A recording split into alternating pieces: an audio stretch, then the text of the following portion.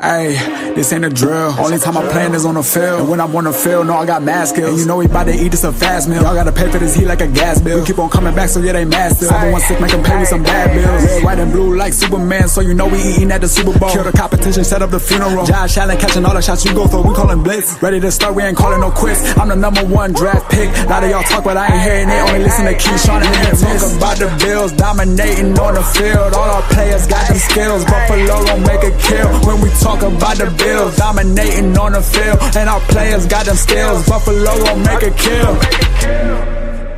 What's going on? Welcome back to another live episode of the Post Podium Podcast, home of the all truth, no sodium takes. I am your co-host, Aramis.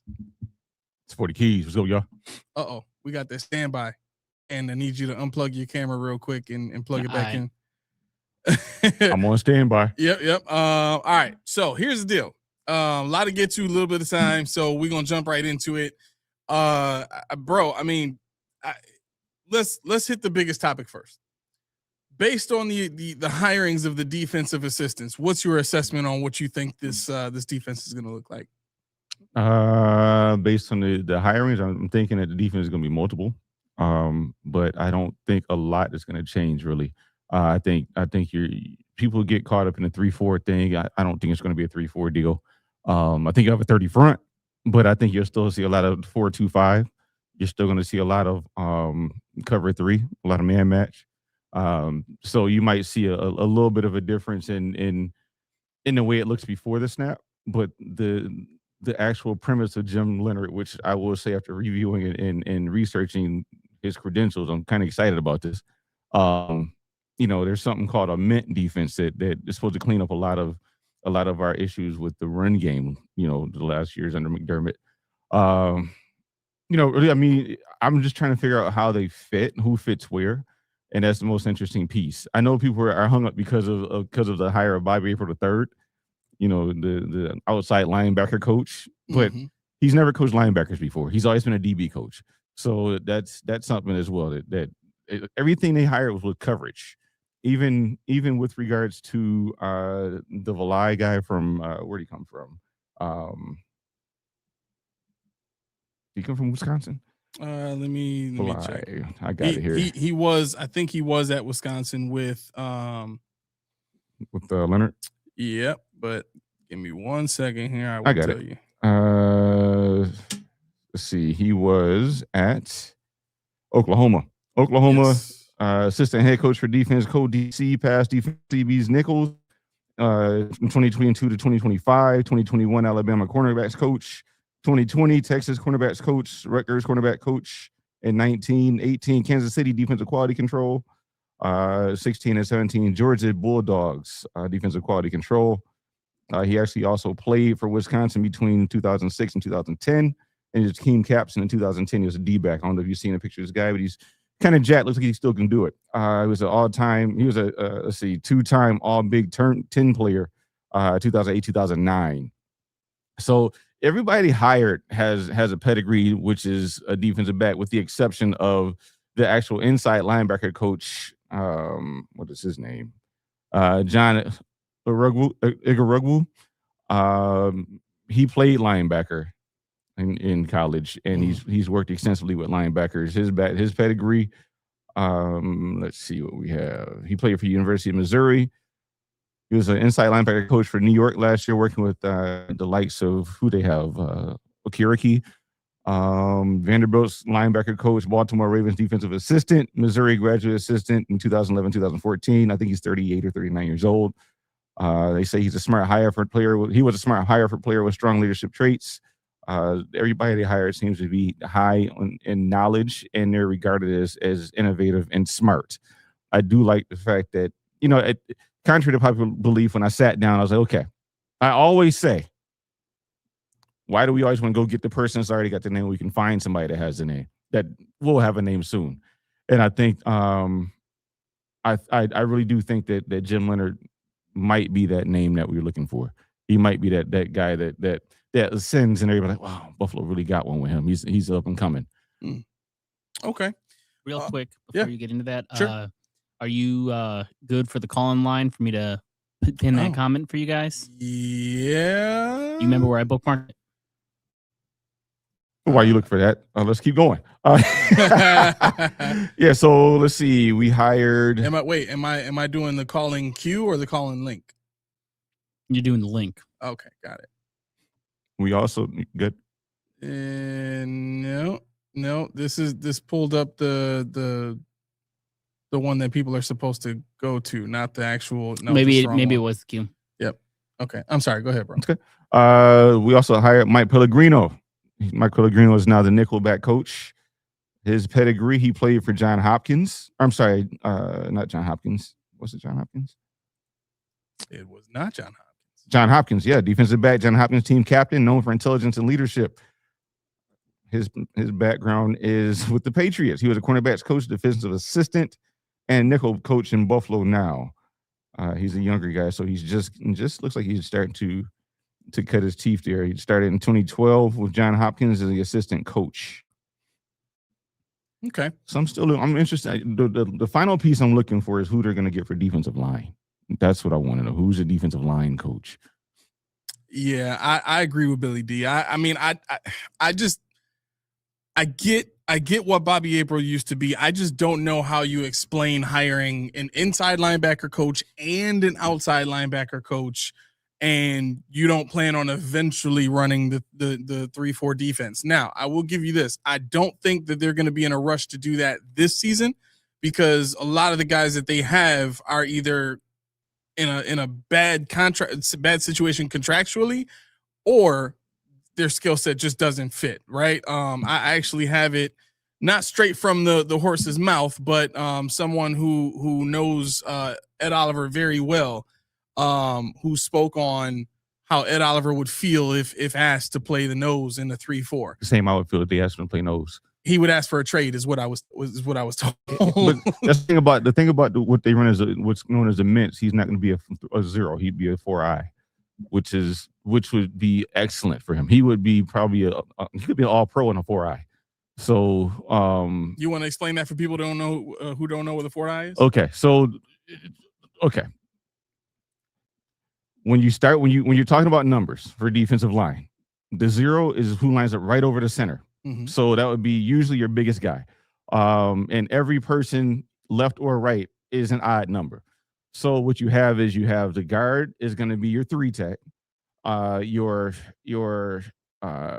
tackle is going to be your 5. These are outside. Now, if you're running 4-eye, 4 is inside of the tackle. So right in the middle of the B gap, basically. Yeah, he'd be shade on the inside shoulder of the tackle. So you're sliding him over probably about a half a tick. Now, here's the issue I have with that. Him being in that gap, you hope he's able to get to the guard. That's what you want him up against in that formation, right? And in that position.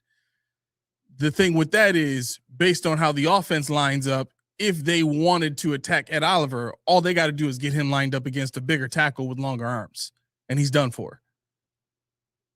So I get like him being in any position where he doesn't have to, two gap it, or he doesn't have to worry about going up against guys that are bigger than him. I mean, it's the same for him now playing the 3 tech. It's basically the same thing. He would just be in a different spot on the field. He's moving over about half right. shade, yeah. Right. So I guess I'm saying what I'm saying to kind of bring out that we're probably within the next year or so looking at the end of Ed Oliver's stay here. I just don't know how he fits in the future plans for the Buffalo Bills. Now, contractually, it's going to be hard to get rid of his contract this year. So that also leans into, what I'm saying as far as, and to be quite honest, I did talk a lot of this through with Coach D, just kind of processing a lot of how this stuff would work, because it's not just, well, let's go to a 3-4 and let's fit people in where they can. Like, I'll give you another example. So I've heard a lot of people say, and I haven't said this, I actually said last week that I think Deion Walker should be at end. And I think I was talking to Laura about this in the Discord chat too. I think Deion Walker should be at defensive end in a 3-4 because of his skill set. He's a little quicker. He likes to get upfield. He likes to make plays. He's more of a 3 technique type of defensive tackle, right? So you put him at defensive end. And To just kind of go back to what a lot of people have been saying about Dion is, well, he's going to be the nose. You got to have a certain mentality to play the nose. It's not just about. I'm sorry. No. I was gonna say the nose that we could employ right now. We do have Zion Logue. He's a true zero tech. Okay. So that would clear that up. People are like Zion Logue. That's tacky. Well, it's tacky because you got him playing in a 4-3 when he's not a penetrating guy. Yeah. He's a stand up. I'm gonna take 2 blocks and do what you want with it. How big is he? He's actually not that big. He's like 6'4", 315 or something like that, 310. Okay. So he's not really that like bulky, but it's a skill set. Like Daquan Jones. Daquan Jones was very good at it. Daquan was 310 and he was he was very good at it. So, so so it's a mentality thing, and you got to be low center of gravity. If you look at Zion Logue's legs, he's got some anchor to him. The way I thought about this year, I had Deion Walker. This is me running the 30 for it. Mm-hmm. So I had Deion Walker, I had Logue, and I had Oliver, and I had Rousseau, out there in that wide 9. Now this is all based on the mint. This is all based on that mint. So mint sounds like it's a little bit closer to what the Broncos are doing with that 50 front. That's what it is. Okay. And Jim Leonard ran it. And Rousseau would be the mint, and Ed Oliver would be fantastic in a mint. And I think that's what they're really going to do. I really think that's where they're going to lean towards. So he would get his numbers finally.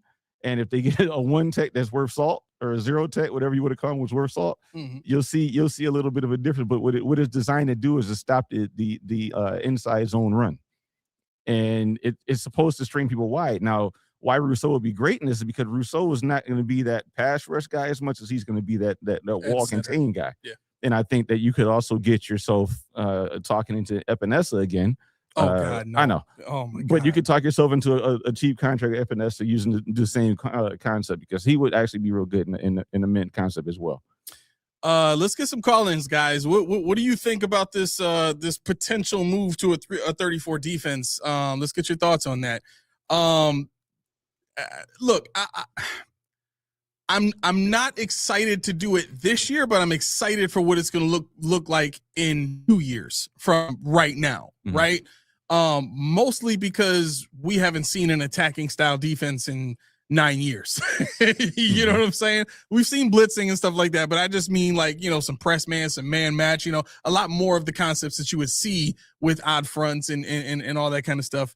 I'm interested to see what that looks like with our corners too, because Benford is going to be a guy making $19 million this coming season. And if he's asked to do anything but play zone, it makes me nervous. What type of help is he going to have over the top? He can, if he can play man underneath, with assured coverage over the top. Okay, maybe that's not such a bad deal.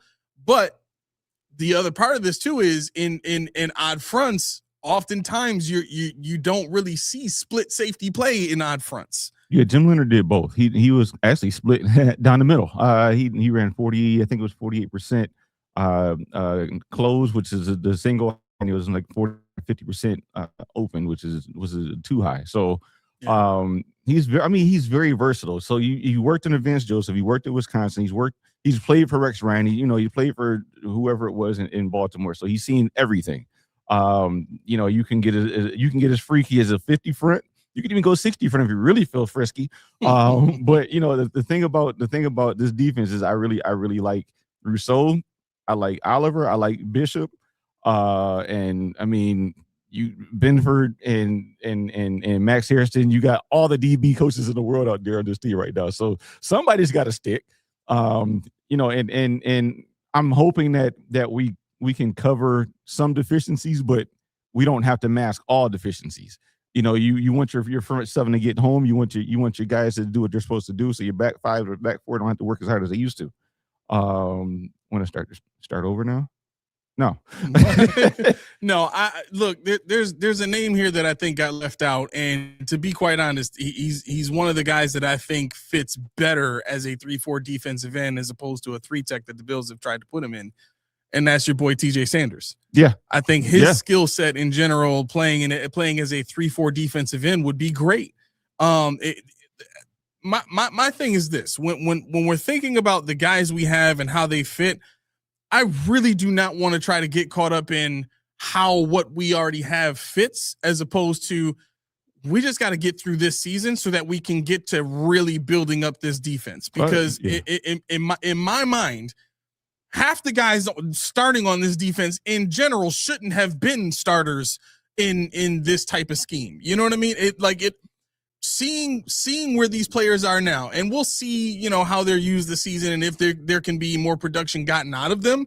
But seeing where they have been this entire time and kind of understanding that a big part of this has been to this point, and we don't know if this is 100% true or not, but a part of this conversation has to be Sean McDermott wanted better players than what he had on defense.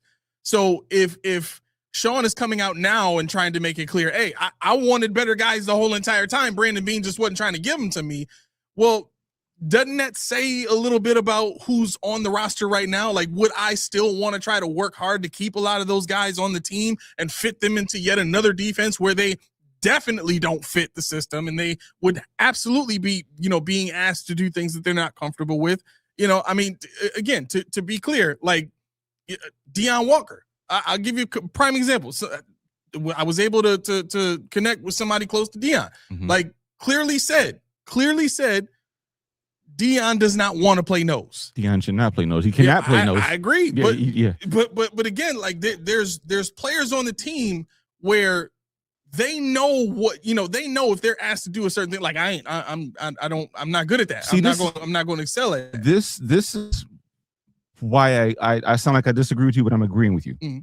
Because you said it a minute ago, and people are getting too hyped up on 3-4, 4-3, 30, 40. Too much hype. Jim Leonard knows what he's working all these things. Give him a shot. He knows who can play what and who's better at what and what they'll be good at. Let him see him first. Yeah. You know, with Deion Walker. No, we've seen what he did at the 3 tech. At 4I, the only person on this defense that I'm really worried about in any new system is Terrell Bernard. That's the only one I'm really worried about. Yeah. Because I don't know where he fits. He doesn't fit as outside linebacker in the 30 front. He doesn't fit really well in a real attacking the 40 front. You know, so he's going to safety. No, you're not going to put him at safety. Well, he would fit at weak side in a 40. Well, you know, yeah, you're going to do that. But I mean, it's like, how much are you going to run a 40? You're going to pull him off when you're going freaky with the 4.25? No, that's the thing. Would they try and turn him into a Hoyt type player where he's more of just a pass rusher? Bernard? Yeah. I don't think he is. He's not even really a good blitzer. Not as much as Lamar was. No, but that's isn't that how they used him in college a lot? Was blitzing downhill? They did, but I think Dorian Williams would though. Definitely be that dude. Dorian Williams could be that guy. Yeah. For sure. Yeah, I just think people are getting too caught up, and this is me talking here because I'm a defensive lover, and I Jim Leonard, I get kind of bratty. I wanted Raheem Morris, but when I did my research, I said, you know what? I said, what does a defensive pass game coordinator do? I said, what the hell is that? What does it even do? When I looked at what they do, I was like, oh, yes. What do they do? I wrote a couple of notes down. Let me see here. Because I don't want to get this wrong. Defensive pass game coordinator is responsible for everything that happens after the ball leaves the quarterback's hand, everything that influences that moment. So basically what he does, his responsibilities are, he's a practice architect. He runs the front seven integration with the pass game. So in other words, he's kind of the marriage between how the D-line, the linebackers help his pass game. You know, he's the one that studies how the quarterbacks, what their first reads are, studies what their tendencies are. So he already knows how to pick this out of thin air. The quarterbacks, you know, when they hit this foot, they look there. So he's already trained to do that. He's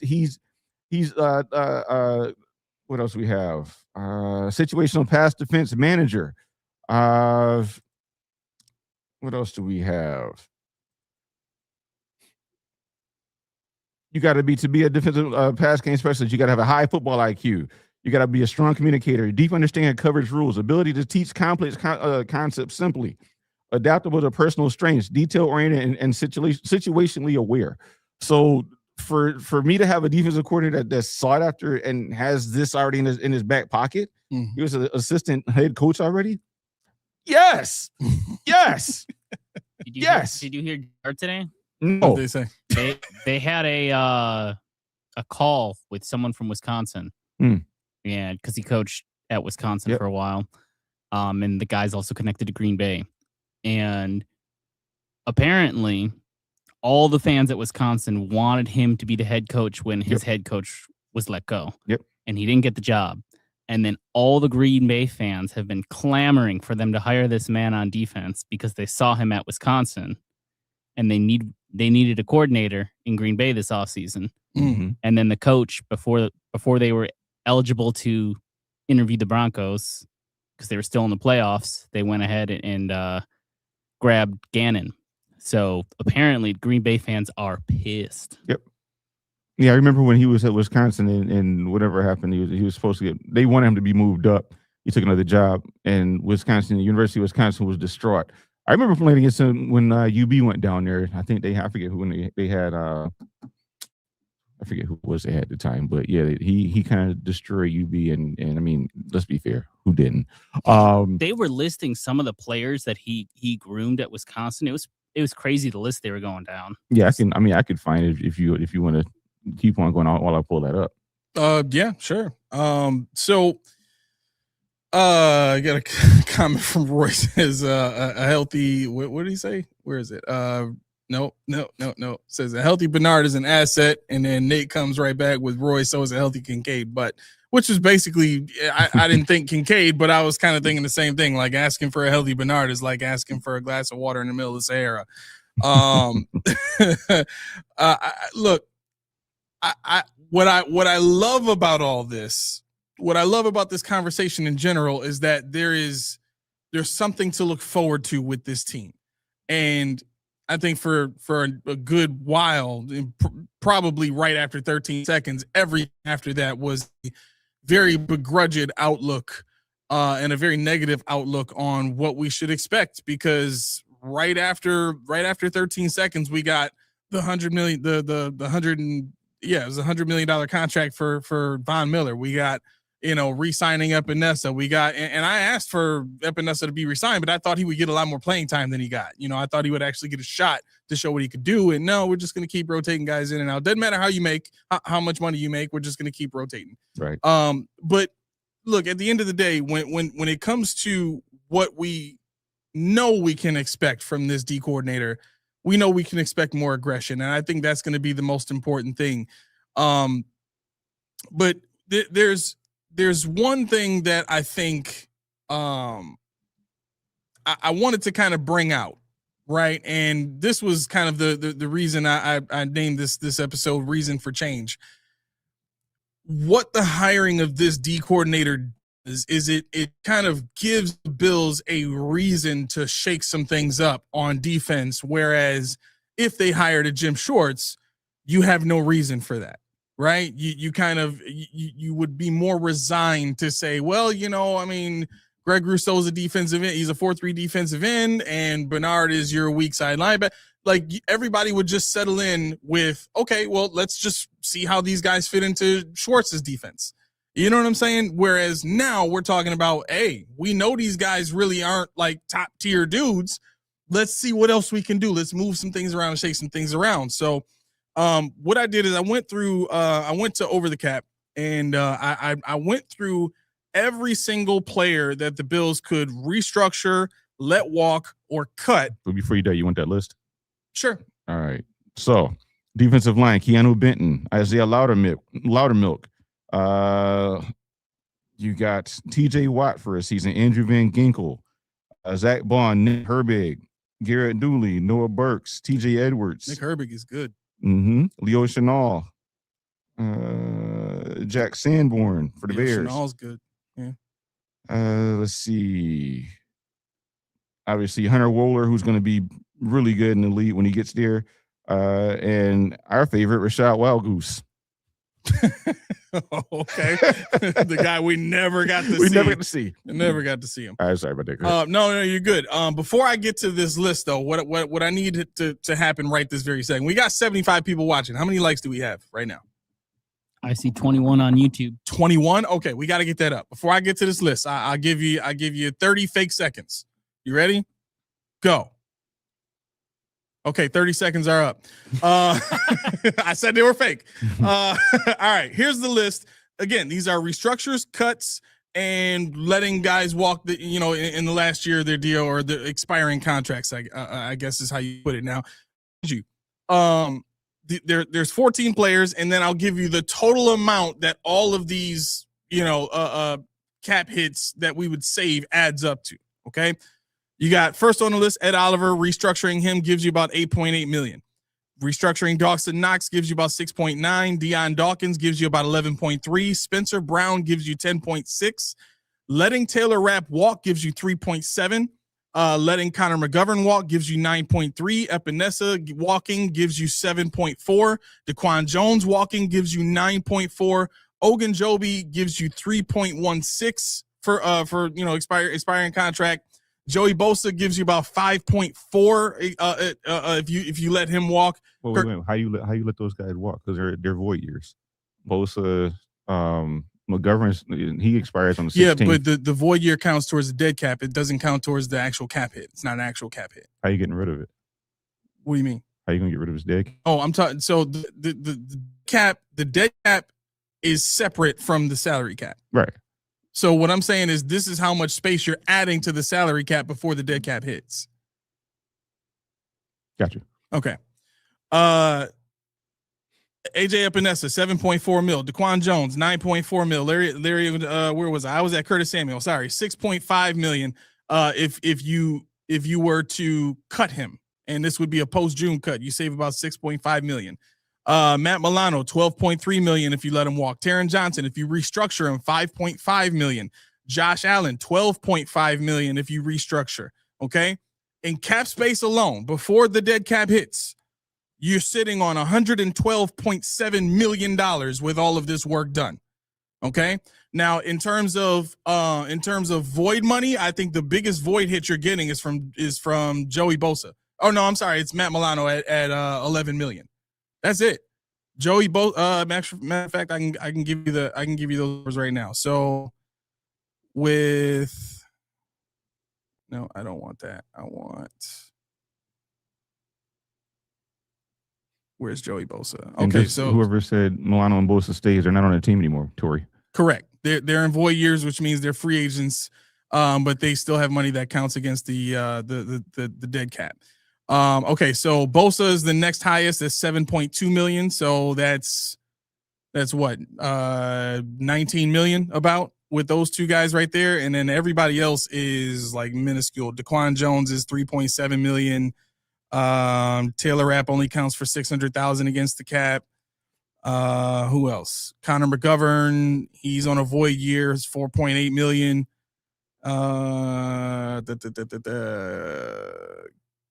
Curtis Samuel would be.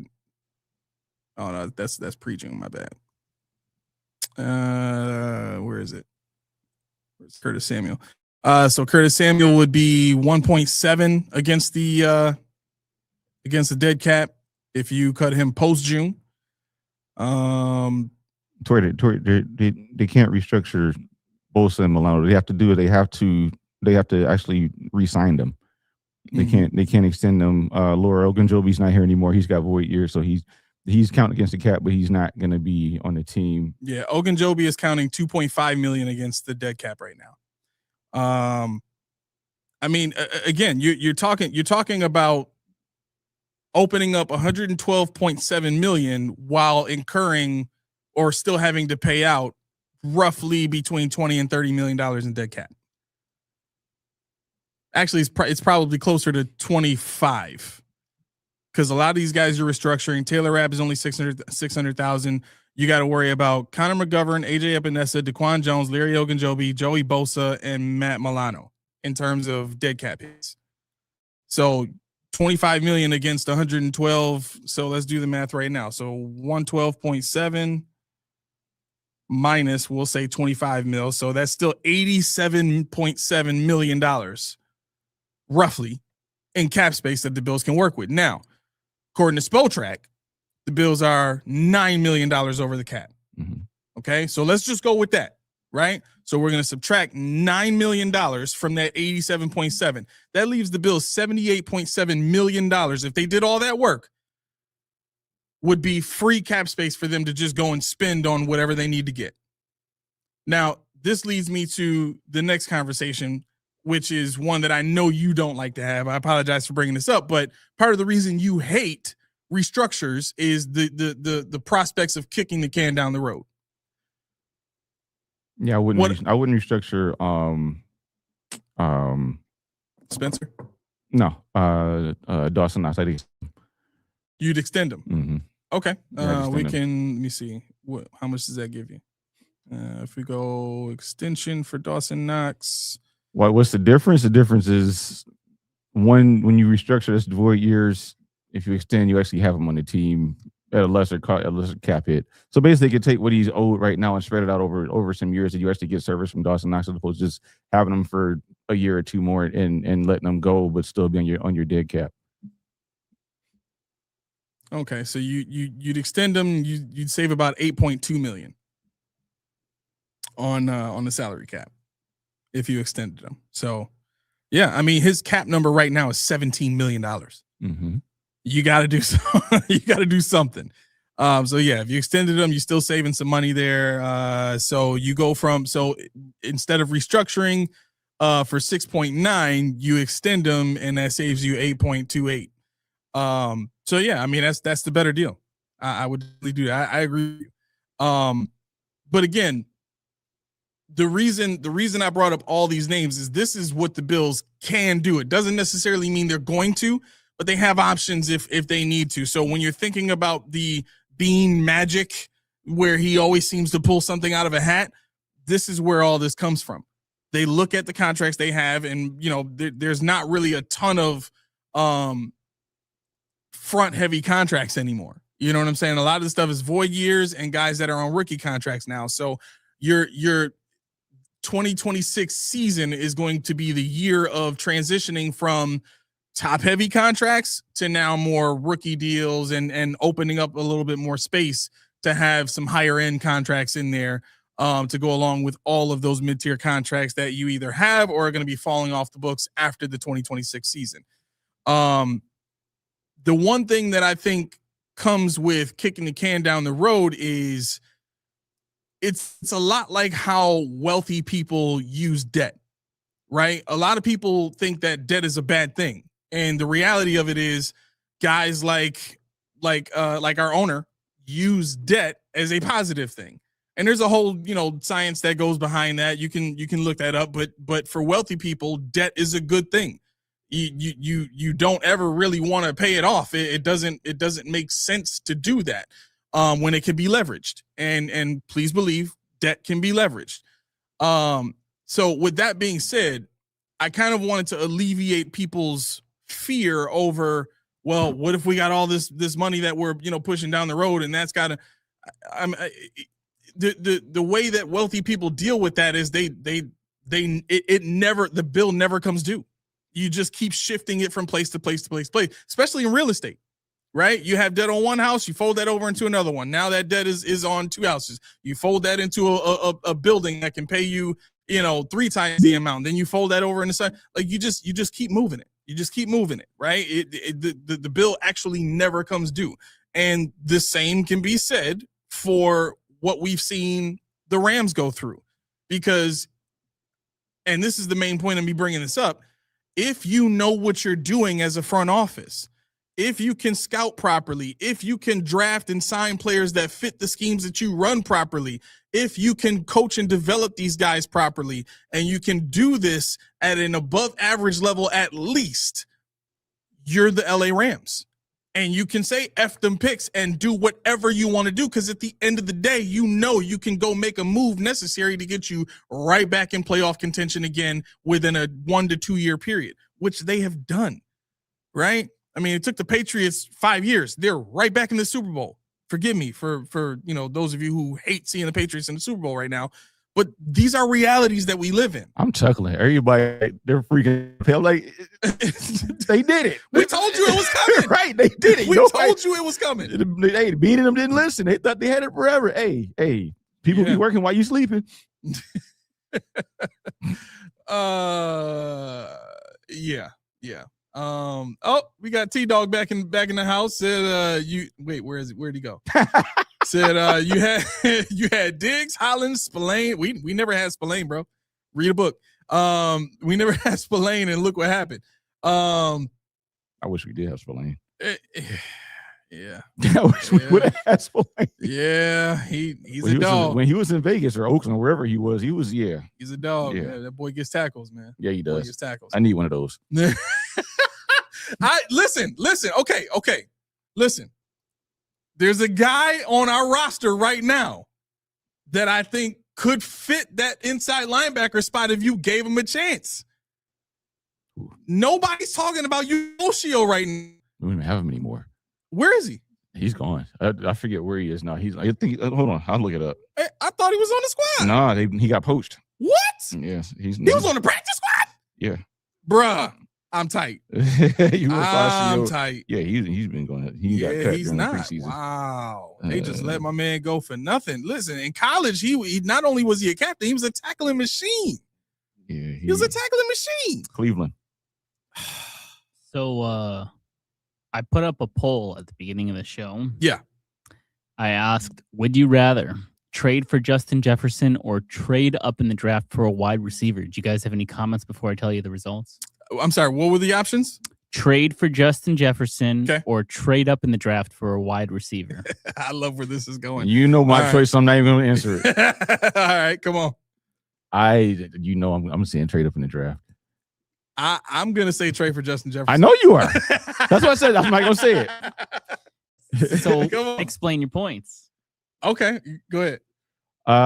For me, I like the fact that you can get somebody. If you trade, well, how far out were you trading? You're talking about Carnell Tate? Are you talking about? Let's just say, because there's a rumor out there that Brandon Beane has been given a green light to do whatever's necessary to get Josh Allen some top tier receivers. Ain't that funny how it happens when McDermott's going? McDermott asked for it. No, can't do it. Nah. So he's going. Got it. Right.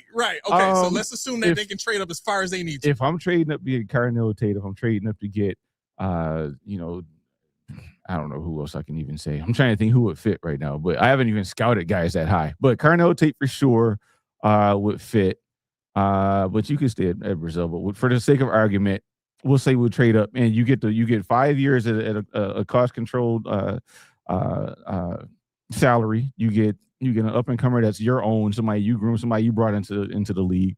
You get the pick of a look. Obviously everybody loves Justin Jefferson, but I just don't see how that cap number, man, that cap kills me. It kills me because it's what is it, 20 million this year, and then it's 30 million next year. And Justin Jefferson, it's 38 million this year. I looked it up earlier. No, not well, yeah, but if we trade from him, it's not that much. It's less if we trade from him because they got to absorb some of it, I think. No, so in trades, the teams can determine how much of the salary gets taken on. You know, we're on for we got to take the base salary. I think we have to do that. Hold on one second. Okay. I wrote it down and I don't know. Here it is. Okay, so his base salary, yes, is we're in the cap. We're on the lamb for 19.7 mil this year. Wait, what side are you on? I'm on for the cap. It says 2026 is 24.9 million. Well, his base salary. Is that for Is that for his base salary? Yeah, his base salary. Because that's because did you account for what Minnesota's got to pay? What do you mean? What Minnesota's got to pay? If you trade them, they got to take on some of it. They got to pick. I got to look at. I think it's $5 million and something. $5 million in guarantees or something like that, I believe. No. So this says his base salary is 24.99 million. He's got a signing bonus of 7.48 million. He's got an option of $6 million. He's got a roster per game roster bonus of 510,000, a workout bonus of 250,000. Yeah, we don't pay any of that. A guaranteed salary for the season of 25.75 million. Yeah, we only have to pay a base though. So the base is what? The base is 24.99 million. So 24,990,000. That's what we got to pay then. 24. That's even worse. Yeah. So yeah, I mean the trade. Everybody knows him because he's an commodity. But I just want to go. That's better than 38. I thought it was 38 earlier this. Next year is what? Next year is what did I say? 29, something like that. Huh? Next year is 29, I think. Next year is 29. 29. 29.24 million. And then in 2028 he's 34. 33.24. So I want to get in on this real quick. Keith. Okay. If we go back a few years and we were saying this exact scenario is happening when Randy Moss is about to get traded from the Vikings, and you could choose between Randy Moss or going in the draft, and let's say the draft that year was the draft with Sammy Watkins, Mike Evans, Odell Beckham, all those cats, and you don't know who the Bills are going to pick, and you don't know if they're going to screw it up. Do you take Randy Moss or do you trade up for a receiver? Because that's what I'm worried about. That's easy. I'm with Tommy. He said picks are never a guaranteed hit, even if it's a top 5 pick. For me, you take the for sure elite wide receiver. That's why I want Jefferson. You take the guy that's been doing it already at a very, very, very high level. I take Moss. Jefferson. Okay. Yeah, no. I mean, in his scenario, he said Moss. So, but for I'm like, where we at now? Which era of football are we doing? But no, I'm with the young boy. I get it. I mean, like I said, I get why people would say Jefferson is an easy answer. Everybody see him in the league. They know what he can do. Well, that's not okay. So let me say this, because I'm not saying what I'm saying to put you on an island, because I think the scenario that we're in dictates that we go with an experienced wide receiver over a rookie. If this was year 3 of if this was back in 2020, yeah, 1,000,000%, we need to trade up and get a young wide receiver to develop with our young quarterback, have both of them on rookie contract and develop both of them together. That's what I wanted to do before we even traded for Diggs. I was hoping for that, and they didn't do that. Instead, they went and got Diggs. So in that scenario, I'm on your side 1,000,000%. The only reason I'm saying Jefferson right now, or any other experienced receiver that can play at that level, or slightly less for everybody else, because to me Jefferson is the best. The reason you do that now is it's Super Bowl or bust. Mm-hmm. You know what I'm saying? If it's Super Bowl or bust, I don't want to have to worry about a rookie hitting a rookie wall after week 11 or whatever. Even if he went to the and won the Natty, that's still what, an additional 2-3 weeks. That's not a full NFL season. Yeah. And then I got to depend on this guy in the playoffs playing against some of the best defenses. There's really good defenses in the AFC now. There's 2 caveats to this that really strike me up here. And this goes in the favor of both sides. On my side, what could backfire? You trade up in the draft for Carnell Tate. Mm-hmm. But how good is he really? Do we really think he's that great? Carnell Tate? Yeah. I gotta tell you, my initial watch, I can see the athleticism and stuff, but I don't see anything that pops off like, oh my God, wow. This is where I'm going with it. Who's his running mate? Jeremiah Smith, the best wide receiver in the nation by far.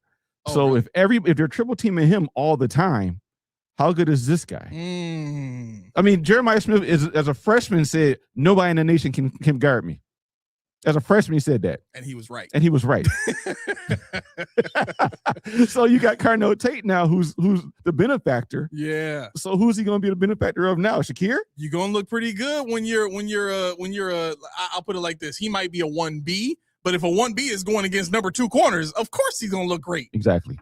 And so on the other side, Justin Jefferson, what is Brady running? What is he going to do? Oh, this is your fear of bubble screens.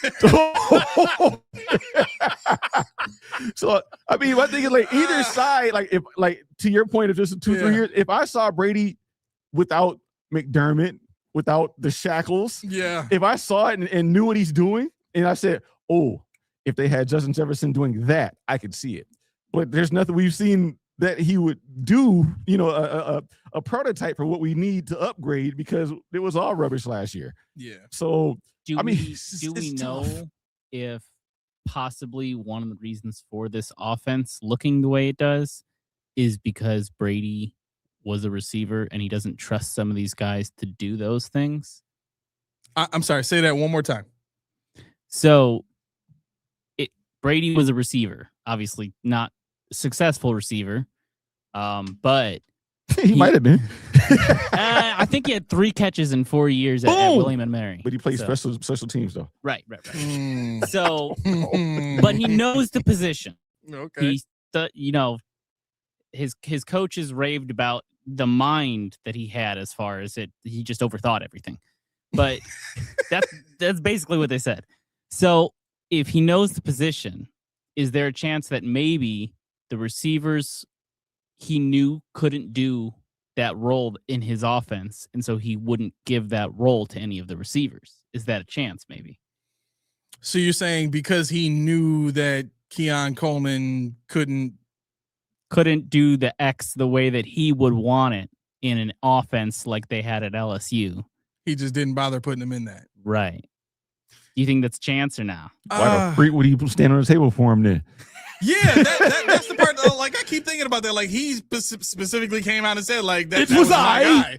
It was me. I don't know. I mean, I understand where you're trying to go, and there's something to be said for Jefferson's praise of Brady's ability to prepare guys and get them ready and help them better their skills. But the tough part about all this is, as much as we want to sit here and talk up Brady, Brady's not going to be in a position to just take all the wide receivers and be coaching them all up. He's not a position coach. He's the head coach now. Yeah, he couldn't even do that as OC. Right. Yep. So I don't even want to think about Brady doing anything other than worrying about whether or not to call a timeout with 1:30 left on the clock. Right. Like stuff like that is in his wheelhouse now. Everything else other than calling offensive plays and that kind of stuff, he shouldn't. He doesn't need to be thinking about that right now. Mm-hmm. Yeah, I don't know. Okay, do we even know who the offensive coordinator was for LSU when he was coaching there? I don't know I don't remember the dude's name, but he wasn't the head coach calling plays? Older dudes. Ogeron? No, it was an older dude. It was? They had a. Let's look it had a nose. I can't remember his name. It was an older dude. What year was this? 19 was it? Yeah, it had to be 19 season because Jefferson got drafted 2019? Yeah. Okay. Because Jefferson got drafted in 2020. So, but yeah, I mean, this, and it's funny that we're talking about this. Somebody in the chat brought up the Tyler Dunn article about Brandon Beane saying if he gets this wrong, F this, F that. If he gets it wrong, he's out of here. Yeah, I wanted to bring that up. Okay. I didn't even see you highlighted it. Yeah. But yeah, I mean, this is my thing with that. That's bogus. He knows he's not out of here. You don't think so? Okay. Why? Tell me why. Because he's really not a GM.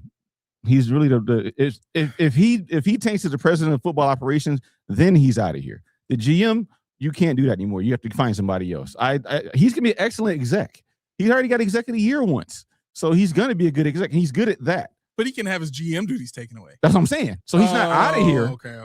But he has to fall back on. So I'm out. The moving truck is not coming to your house because you're gonna be good at what your main duty is now. But they can say, we need you to find another GM because this isn't working. We need you to focus here or there.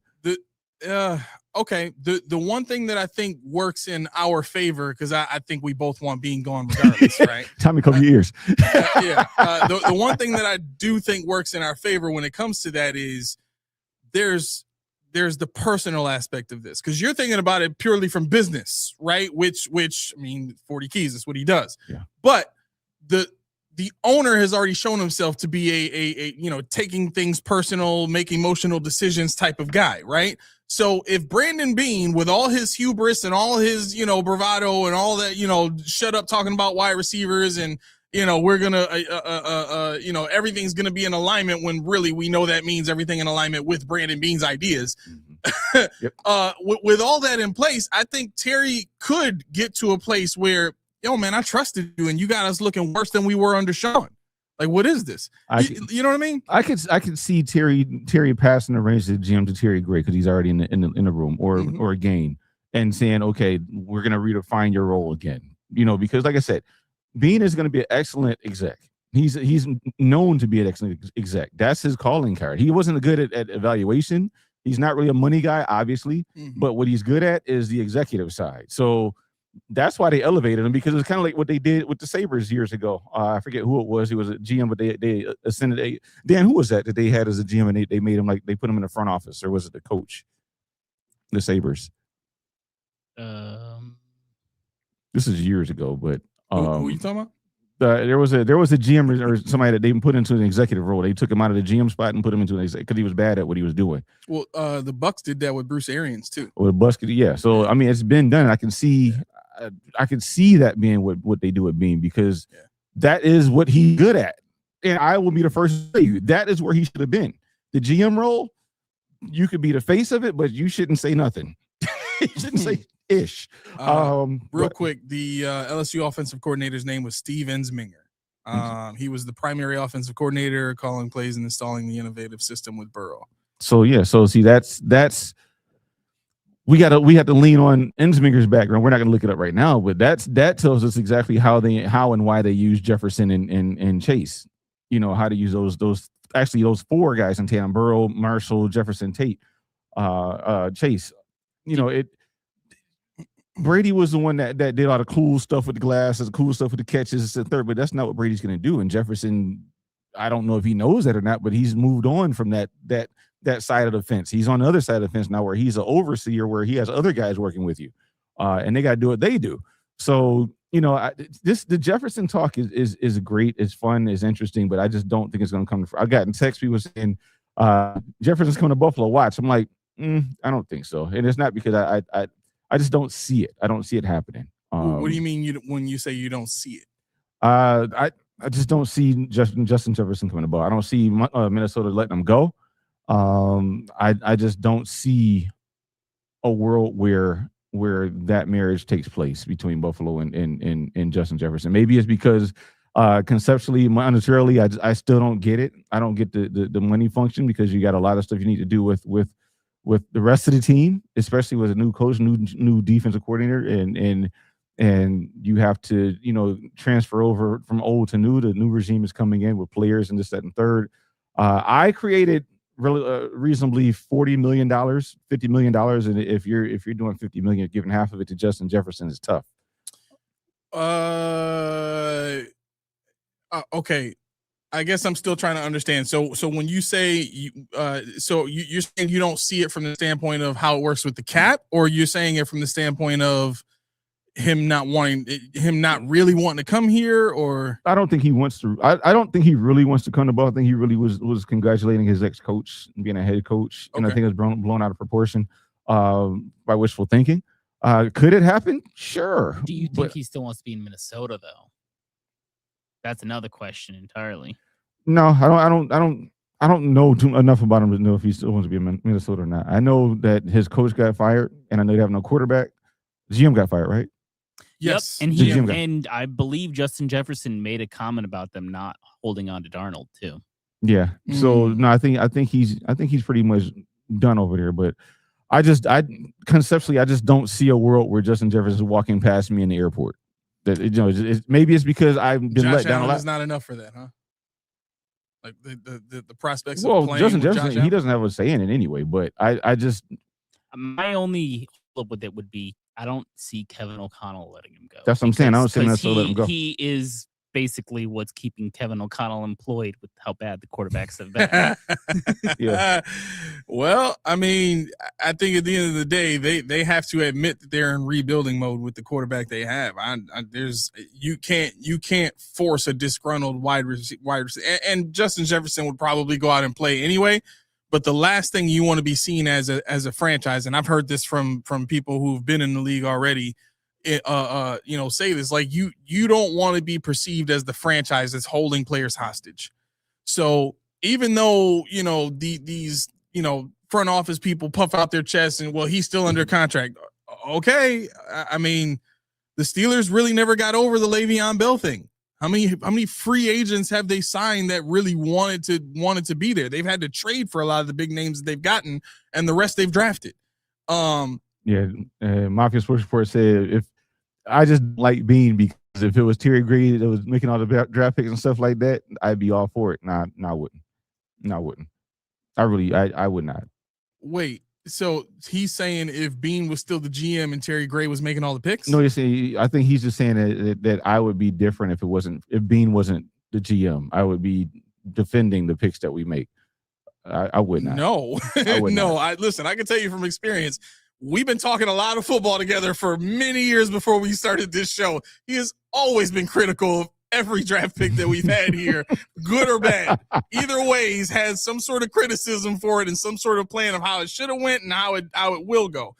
That's just who Keys is. Before Brandon Bean, I was kind of close, but now I just sit back and just watch it with popcorn and a beer and just let it happen. Yep.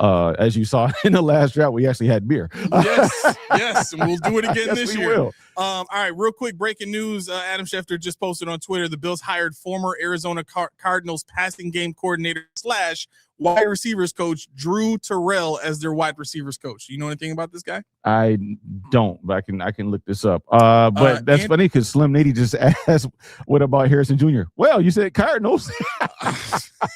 I think that might have been when we were on the Jefferson question of trading up for a wide receiver.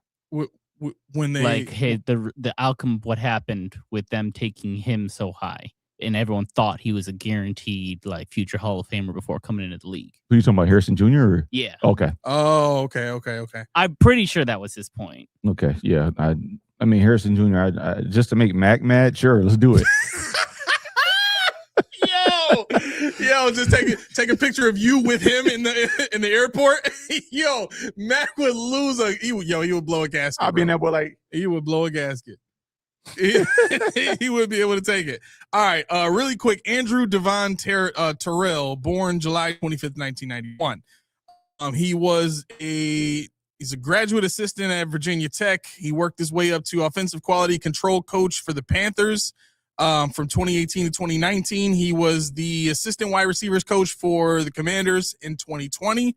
And then he moved up to wide receivers coach from 2021 to 2022. And then from 2023 to right before we signed him, he was the Cardinals passing game coordinator / wide receivers coach.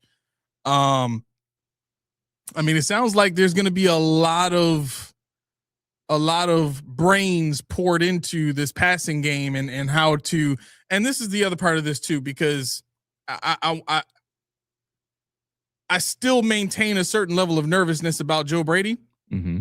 Do you remember seeing the last couple of years this burst formation set that he likes to do, where 3 receivers run up to a certain spot and then just kind of burst all out in different directions? I think Joe Brady enjoys dialing up stuff like that. That's very unorthodox, but I'm glad that he's putting a bunch of brains in the room that can, help him think through how that would actually work on the field, because Sean McDermott was not the guy to help him do that. And a lot of the coaches that Sean put on offense weren't really the guy to help Brady figure that stuff out either.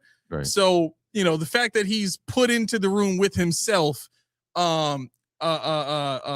Carmichael and now Terrell, who's been a passing game coordinator, and I think there's one other guy that we hired too, who also has some experience with the passing game too. I just can't think of his name right this second.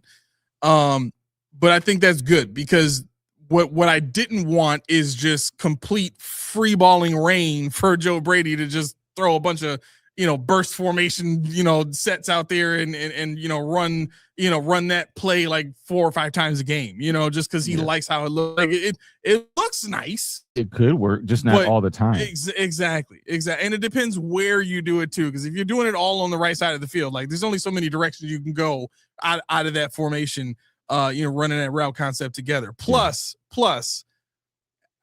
to be perfectly honest, if you're playing cover 2, that doesn't do anything at all, because every guy's got to break out in a completely different direction, right? So one guy's got to go deep, the other one's got to go short, the other guy's got to go mid, and your mid is probably going in the opposite direction as your short, or vice versa. Yeah, the linebacker's gonna be like, easy. He ran right to me. Right. Either way, cover 2 shut that down. Yeah. Joseph Sanders, you could technically trade for Jefferson, lower his cap number by giving him more up front. With him only being 26, you extend him here. Okay, so what you could do in that regard, you have to make sure he fits under the cap first before you can acquire him. But you don't have to give him all the money up front. You can spread him out, extend him and spread it out. Actually, give him a raise and spread it out over 6 years if you really want to be funky with it. And Mafia Sports Report, Grady is also part of all the drafts that you say were all awful. I know, but as we saw with regards to Keon Coleman, Brandon Bean didn't even want Keon Coleman. Joe Brady did. So we still got the guy. So what does that say about Terry Gray or Brandon Beane? But somebody also said something about Von Miller. We all want him. No, I did not. I did not want Von Miller at all. He was better than I thought he was going to be, but yeah. And then Jack Glimpse, you gotta clarify that we're doomed. Are we doomed because this guy from Arizona, or what are we doing? Why are we doomed? I'm lost. I'm scared. I don't want to be doomed. Charles Santoro, what's going on, man? Listen, we haven't said this in a while, but you're in the chat, which means you're part of the family now. Oh boy. Unfortunately, there's no getting out. There's you're none. Stuck now. Why would you want to though? Well, I mean, he'll find out. Yeah, he'll find out why. All right, says a big trade up, a Julio type trade makes too much sense with the top 3 wide receiver prospects this year and the cap ramifications. Listen, I'm with all of that. I'm with it in a different situation though. Again, the Bills in 2026 have to be Super Bowl or bust. And realistically, I think for the next 2 to 3 seasons, they're going to be Super Bowl or bust, whether they want it or not, because of the position that the owner put them in. You fire the 9-year veteran head coach that's taking you to 2 AFC title games in order to put Joe Brady in place and give all the power to Brandon Beane. I don't know how you say, you know what, guys, take as long as you need. I don't know how you say that. No, you weren't. Go ahead. But no, because I wasn't joking when I said we were doomed. I said it with Arthur Moats. I mean, he's the most doomed head coach in NFL history. Think about what he's stepping into. First year head coach stepping into a Super Bowl or bust situation with a GM that's got so much pressure on him to succeed and is going to be pouring all of that onto him. You got to get it done in the postseason. You got to figure out a way to make it work. The defense has got to perform better. And Brady's going to be responsible for all this. And the guy holding him accountable is going to be the guy with the most pressure to prove that it really was Sean McDermott holding the franchise back and not him being a part of that as well. And Brady's got a little bit of that pressure too, because he was a part of this franchise with all the struggling and stuff. It is the worst possible situation for a young guy like that to just step in and, I'm the head coach now. Right. Like, okay, but do you know what your situation is? You're gonna learn today. You're gonna learn today for sure, for sure. But again, to go back to Charles's point, younger wide receivers take time to develop. Whether they come in and they're able to perform like Puka Nacua, being in schemes that work for their benefit, or they're put in bad situations, but they're still like Malik Neighbors.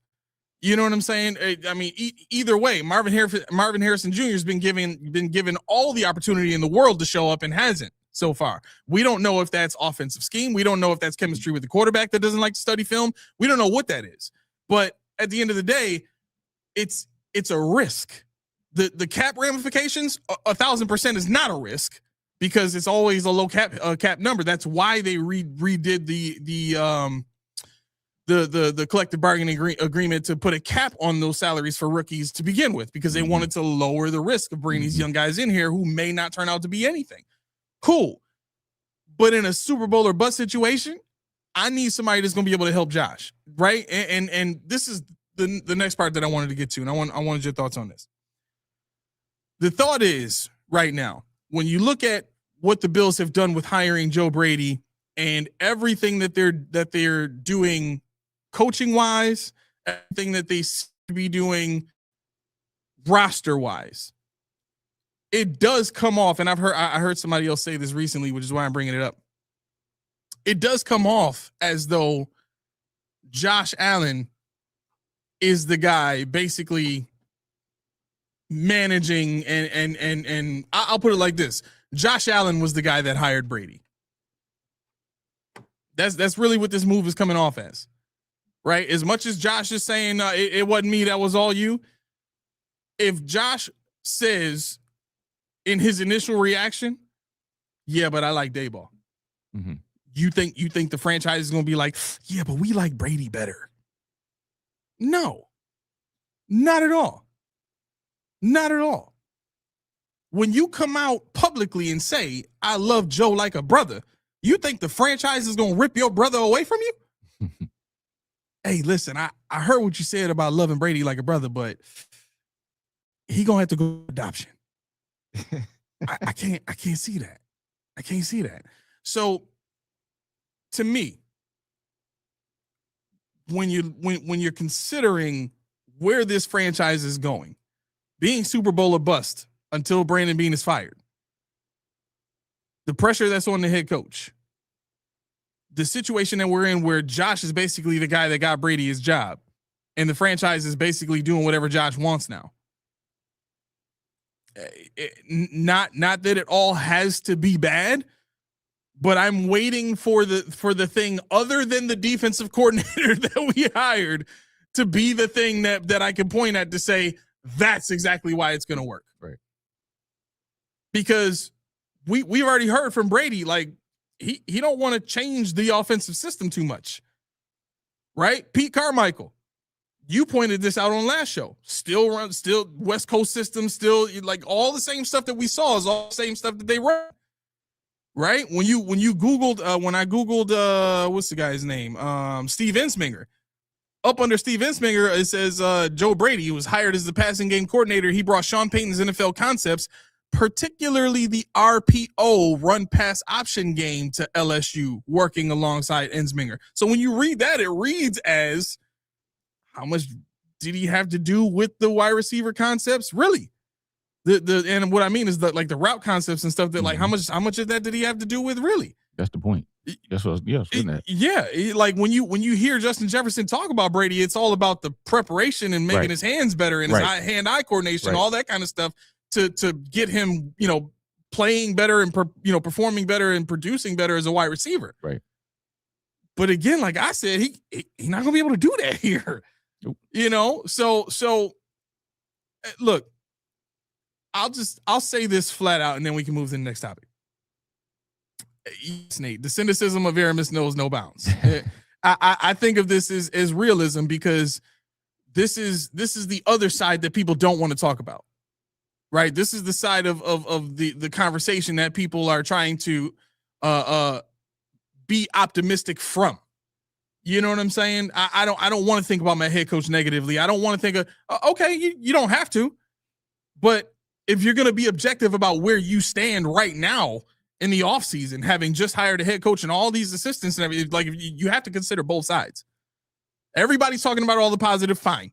I'll bring this up, and then you can make an educated decision based on all the evidence that we provided here. If you're still feeling positive after that, good. That means you've considered all of the options, you've considered all the information that we provided, that other people provided, you've reached your conclusion. Cool.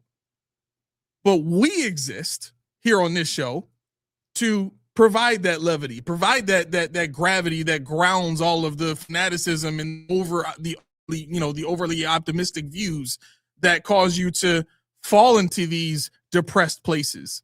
I still remember going to work after we made the playoffs for the first time. I also remember going to work the first time we lost the first after the 13 seconds game. That place was destitute. Mm-hmm. There wasn't a soul in the building that wanted to say hi, talk, anything. Everybody was, I'm so serious, bro. Everybody was depressed. I believe it. Right? So the way to navigate through that is to try and stay as balanced as possible until you really have a reason to cheer, which is when we're in the Super Bowl. Because that's really what it comes down to. We've hit every other pillar on the way to an AFC title game, but can't get past that point. Once we get to a Super Bowl, now it's time to be fanatical. Because this is the shot. We got a shot. And if we lose, okay, we'll be sad. But we've been. Then the standard shifts. Then the standard goes from, okay, we get back to the AFC title. No. Now we got to get back to another bowl. And this time, the standard is winning it. Because right now, the standard is just get there. Yeah. Right? But that's the way it works when you're a good team. You can't just be, we've been making the playoffs for the last. That's not it. That's why Sean got fired. You know what I'm saying? Here I am crying for 3 years, fire Sean so we can get further. And now here we are about, talking about Brady, and people don't want to admit it's Super Bowl or bust. They don't want to say it. Why? Well, because he loves this place, and you see him crying in his press conference, man. It means a lot to him, man. I don't want to fire that guy. Okay. Okay. All right. Where are we going next? What you got? What you want to talk about? Will's burning your gullet. Anything?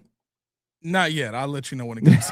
But I got some other stuff I can look through here. Go ahead. I got a whole bunch of Jim Leonard stuff, so I don't know how much you want to know about that. But let's see. Where can we go? Did you see this trade proposal from Built in Buffalo? Does it include Keon Coleman? No. Wow. Everything includes Keon Coleman. It's like first, second, third, fourth. And Keon Coleman. Why? What is this trade? Marvin Harrison Jr. for a 2026 first round pick and a 2026 fourth round pick. Marvin Harrison Jr. for a first round pick. First and a fourth. Yeah. Oh. First and a fourth. But why? But why? For why? I mean, no, we're not doing Marvin Harrison. No. Oh, I mean, man. for what? What did he? What did he do in his NFL career so far that's so much better than Keon Coleman? Even what does he? Nothing. I mean, even at Ohio State, it was like, okay, he's got hands. Okay, he's good at running routes. But as soon as they got Jeremiah Smith, nobody remembered this dude. Nobody cares about this guy. It only took a year. Not even. It took one offseason. Oh, snap. This Jeremiah Smith dude is the truth. Marvin Harrison, who? So it's like we're reaching for stuff right now. First round draft pick for Marvin Harrison? Yeah. Let me see what he did. What is his career total so far? I need to know because Steve says Marvin Harrison. Hell no. Only Justin Jefferson. I'm cool with it. Marvin here. Yeah, not that one. It's the dad. Oh my gosh! Wow. Okay, Laura says I can't lie. I'm not a fan of the Brady hire or the Bean promotion, but I like some of the coaches they're adding around him. I'm rooting for us. Always. I would never expect less. I'm just very surprised that you don't like the Brady hire. Speaking of Brady, real quick, did you guys happen to catch the article I sent in Discord? I think like 2 or 3 days ago about Brady. It was from the point of view of Steve Ensminger, the OC. Okay. He was in an interview back when Brady was there still, and they were asking him like how the offense works, how the play calling works, however, just the flow of everything. Mm-hmm. It's really interesting. Hold on a second. I don't know if you wanted me to read a few lines from Yeah. I was waiting for you to go through. Oh, okay. Yeah. Make the points. One of the things that he talked about was he said that Joe Brady is better at the empty package than he was. So he told Joe, we'll talk about it before the game, and when I want to go empty, be ready. If it's third and whatever and I have a call, I make it. If not, I'll tell him he's got everything highlighted and I'm just like, take over the play call. So on certain packages, apparently Joe Brady did have chances to call plays when the OC didn't feel like he had it in the bag. Mm-hmm. And then another interesting part was he said that whenever Joe Burrow would come off the field, he would meet with Brady while the OC works on the next drive. And they would go over what they saw, and Joe Brady would break down everything that he saw, and they would kind of converge and figure out what went right and what went wrong. So, interesting little tidbits. T-Dog getting a lot of love right now. And Vu, I'm not sure the answer to your question. You know what he asked, but I'm not sure what the answer to that really is. Who on today? I'm not sure if we are on anybody's butt, but we're on Marvin Harrison's butt because look at his numbers. Yeah. What's up, Vu? Average. I know he was happy to tune in and see my man on the screen. He's like, thank God, these two clowns. Right. Let's see, 2-year average for Marvin Harrison. He's averaging 51.5 yards a game. He averages 3 catches a game on 6 targets. Successful catch rate of 50%. Yards per game, 51.5. I said catch percentage, 54.5%. Yards per target, 7.9. Yeah, this is first round all the way. You deserve a man. You better give us something because this is not working for me. This ain't working for me at all. Marvin Harrison is a no. I mean, but that's the thing. You trade. This is not the year to really make that point because I don't think there's a wide receiver in this draft that I have to have. Carnell Tate is the name that everybody loves, but Carnell Tate is not the name that I see as somebody that has to have. I don't think we're on Bernard's, but maybe we were. I just say that's the only person I'm afraid where he would fit. I don't think I was on his butt, but I digress. Did you hear the Patriots? What was this? Their Super Bowl send off. Oh, thing? that was awful. Yo, hold on a second. Let me set Jeremy that up. Jeremy this morning on WGR was like, "Do you guys want to completely ruin your day and make your blood boil?" Yeah. And then they played the clip. He's like, "I did not need that to start the day." Here's the clip. Here we go. 7 years since we last did this. It feels like yesterday. And you know who's not having a Super Bowl send-off today? Bills Mafia! All the tables in Buffalo are safe. No, they're That not. part was hilarious. We're gonna break them anyway. Right. Just out of spite now for you, we're gonna break the tables anyway. Who was talking? I don't know who that is. Okay. To be perfectly honest. I was say, did you see? I thought it was T-Dog at it from it. Could have been. It could have been T-Dog. Could have been right before you got on here. He recorded that and had to filter it in the crowd noise. He's sitting in his basement right now doing that. Which is why he spends most of his time trolling other Bills podcasts because he knew he was going to be on stage. He had that in his back pocket. He made that 3 years ago. But yeah, no, I think the page. I mean, I can't see that at the bottom. They did it right, the right way. Yeah. So now it's our chance to do it the right way because they got their coach, they got their guys in place, and he took over real quick. To Laura's point, I so far I feel. I mean, Jim Leonard really saves the day for me, and this is me being completely partial because before this, I think I texted Tommy on Friday. I said we were talking about Raheem Morris and Schwartz and who was the other one? Maybe it was Jim Leonard, and he said something. I said, "Yeah, why are we even talking about this? Because it's going to be Jim Leonard." The next day, Jim Leonard's hired. Like, yeah, I mean, it's so Billsy, and I'm like, I'm ready to hate it because I met him in the second, third, and I'm like, whatever. But then I looked at what he's done and where he's been and everything that T-Dog, come on now.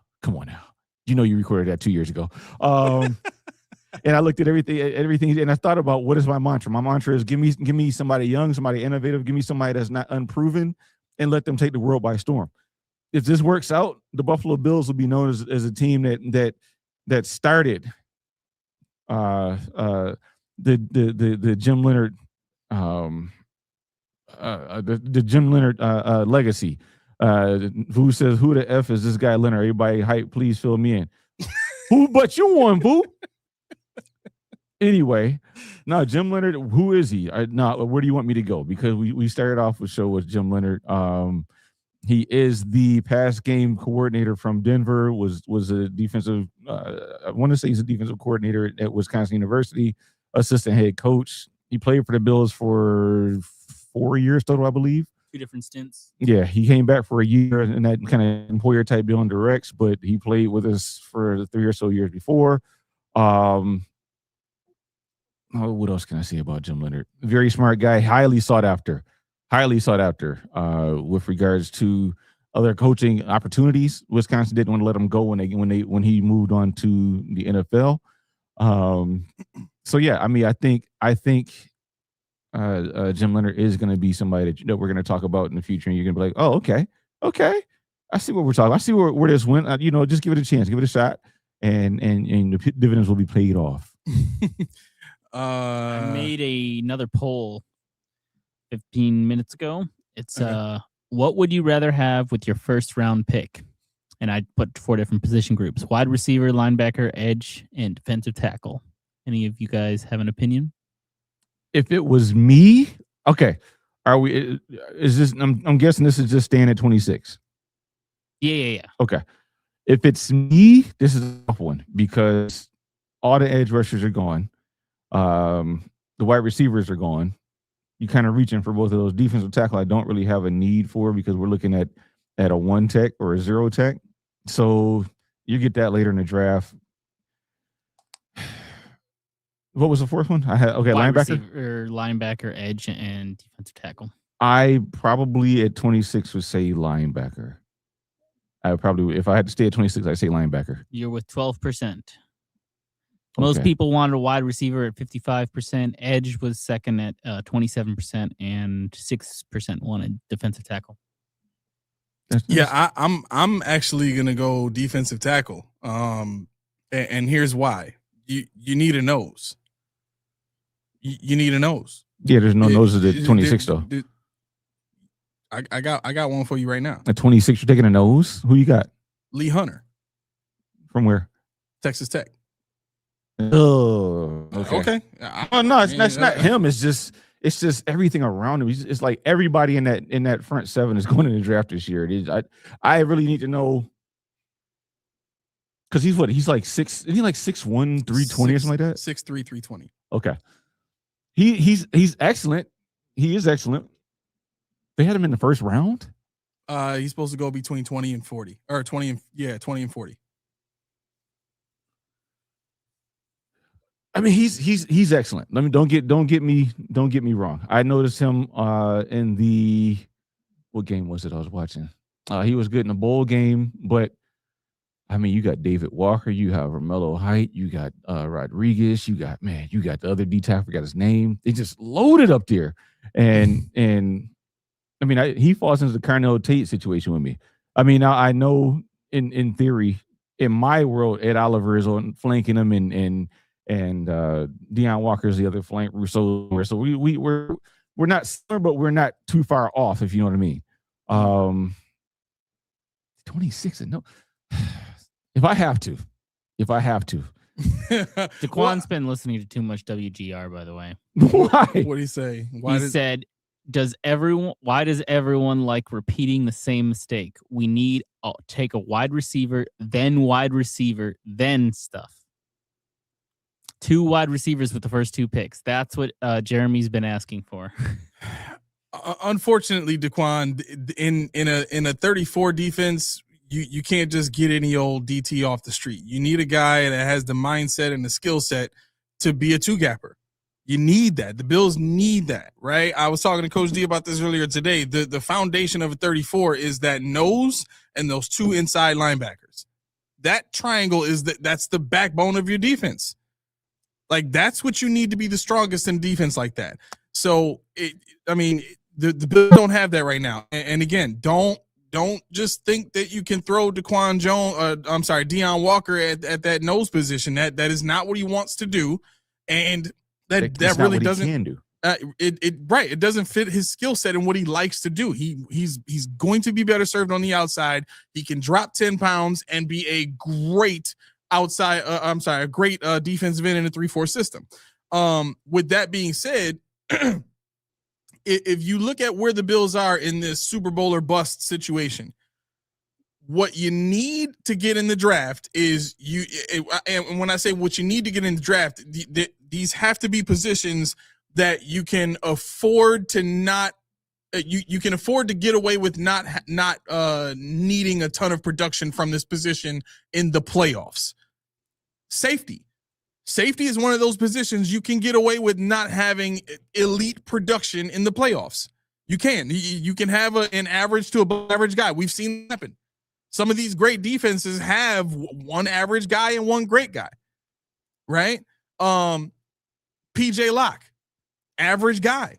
That's another guy that played that played under Jim Leonard, right? So when you look at him on tape, okay, you can make a few plays here and there, but he's not a name. He's not a dog. He's not a guy, right? So you can get away with drafting a safety in the draft and plugging him in, let him develop, and by the time he gets to the playoffs, he should be an okay contributor. What about we'll scrap Lee Hunter and we'll try Caden McDonald from Ohio State. That's I think Caden McDonald, when I think about 26, this goes against everything I believe in. But if you're looking at a true nose in a 3-4-ish front, we'll say, Caden McDonald will probably be the best one. But then you can go further down and see that's why I get in the muck and the weeds about this defensive tackle thing in the first round at 26 because there's so many guys you can get for the nose or the zero tech, and it's not somebody you have to pick up off the street. It's just because you can't. I mean, we have somebody on the team that plays one tech, but we want to improve on him because he was on the practice squad and he got elevated. Then he, so on and so forth. But I think if you're looking for more of a two gapper, McDonald would be the guy because you look at who he's playing behind him and how they did. Arville Reese, Sonny Styles, all those guys that played with him and were benefactors for him, including who was it last year that got drafted relatively high from Ohio State, the defensive tackle. I think Caden McDonald is a name you could look for at 24 if you want. If Lee Hunter you're doing the second round, I think. Let's see who else is there. Yes. So Caden McDonald is ranked number 1 at defensive tackle. Lee Hunter is ranked number 3. Mm-hmm. Yes, and you got Dante Corleone, which I honestly haven't even looked at yet. Number 2. Mm-hmm. So yeah, I mean, if we're selling out for the 1 tech in the first round, I think Caden could do it. Lee Hunter would be fine. I mean, he definitely be fine. I'm not saying that. I just know from what I saw from Lee is actually more athletic than his size dictates. Yes, he's a lot more athletic, and I think Caden is more of the, I don't want to say sloppy, but the dude that just kind of leans on 2 guys and lets everybody else do work. So I think that's the difference because I've seen Lee hawk people down from behind. He shouldn't be moving that fast at that size. I mean, that's kind of why I want him. I would want a guy that I know can play can be a 2 gapper, but at the same time, if in a nickel situation or something like that, or 3-3-5, like that's still a guy that can get pressure. Yeah, I rolled Big Phil's big gone. His ticket done. Here is over because McDermott's not here anymore, so he's done. We've seen Big Phil. Wait, he's talking about Jordan Phillips. No, there's no way. He can 2 gap as a defensive end. he can't 2 gap as a nose. No, he couldn't even play 1 tech in a 4-3. No. What about your boy we poached from the Falcons? Yeah, so I'm talking about Zanlo. Yeah. That's the one we have. How old is he? 24. Let me see. He's only the second year was last year, so 24, 25. He was born in 2001. There you go, He's 24. Yeah, I mean, it could be done. Okay. And everybody lasted like, well, he was in a 4-3. And if you look at what he did last year, he held at the point, but he just never got penetration. Mm-hmm. Yeah, somebody said penetration. That's wild. We know. Yeah, but it's something that if you put him in the right scheme, if you watch his tape at Georgia, mind you, I'll say it again, Georgia, where he played with the starting nose tackle, won a national championship. That's saying something. That's saying a lot. That's saying something. Okay, Zion Lowe, I put him on the list. I'm cool with it. Which I mean, to be honest, that means we don't have to go all out for a guy in the first round if we just want to go, second or third round and bring a guy in, to compete with Zion or even rotate with him. You know what I'm saying? Mm-hmm. I'm fine with that. At the end of the day, it's about applying resources to positions that you're going to get the most return on. Absolutely. And for the Buffalo Bills this season, it has to be wide receiver, right? I'm starting to hear more and more George Pickens is going to be a free agent. Starting to hear that more. So do you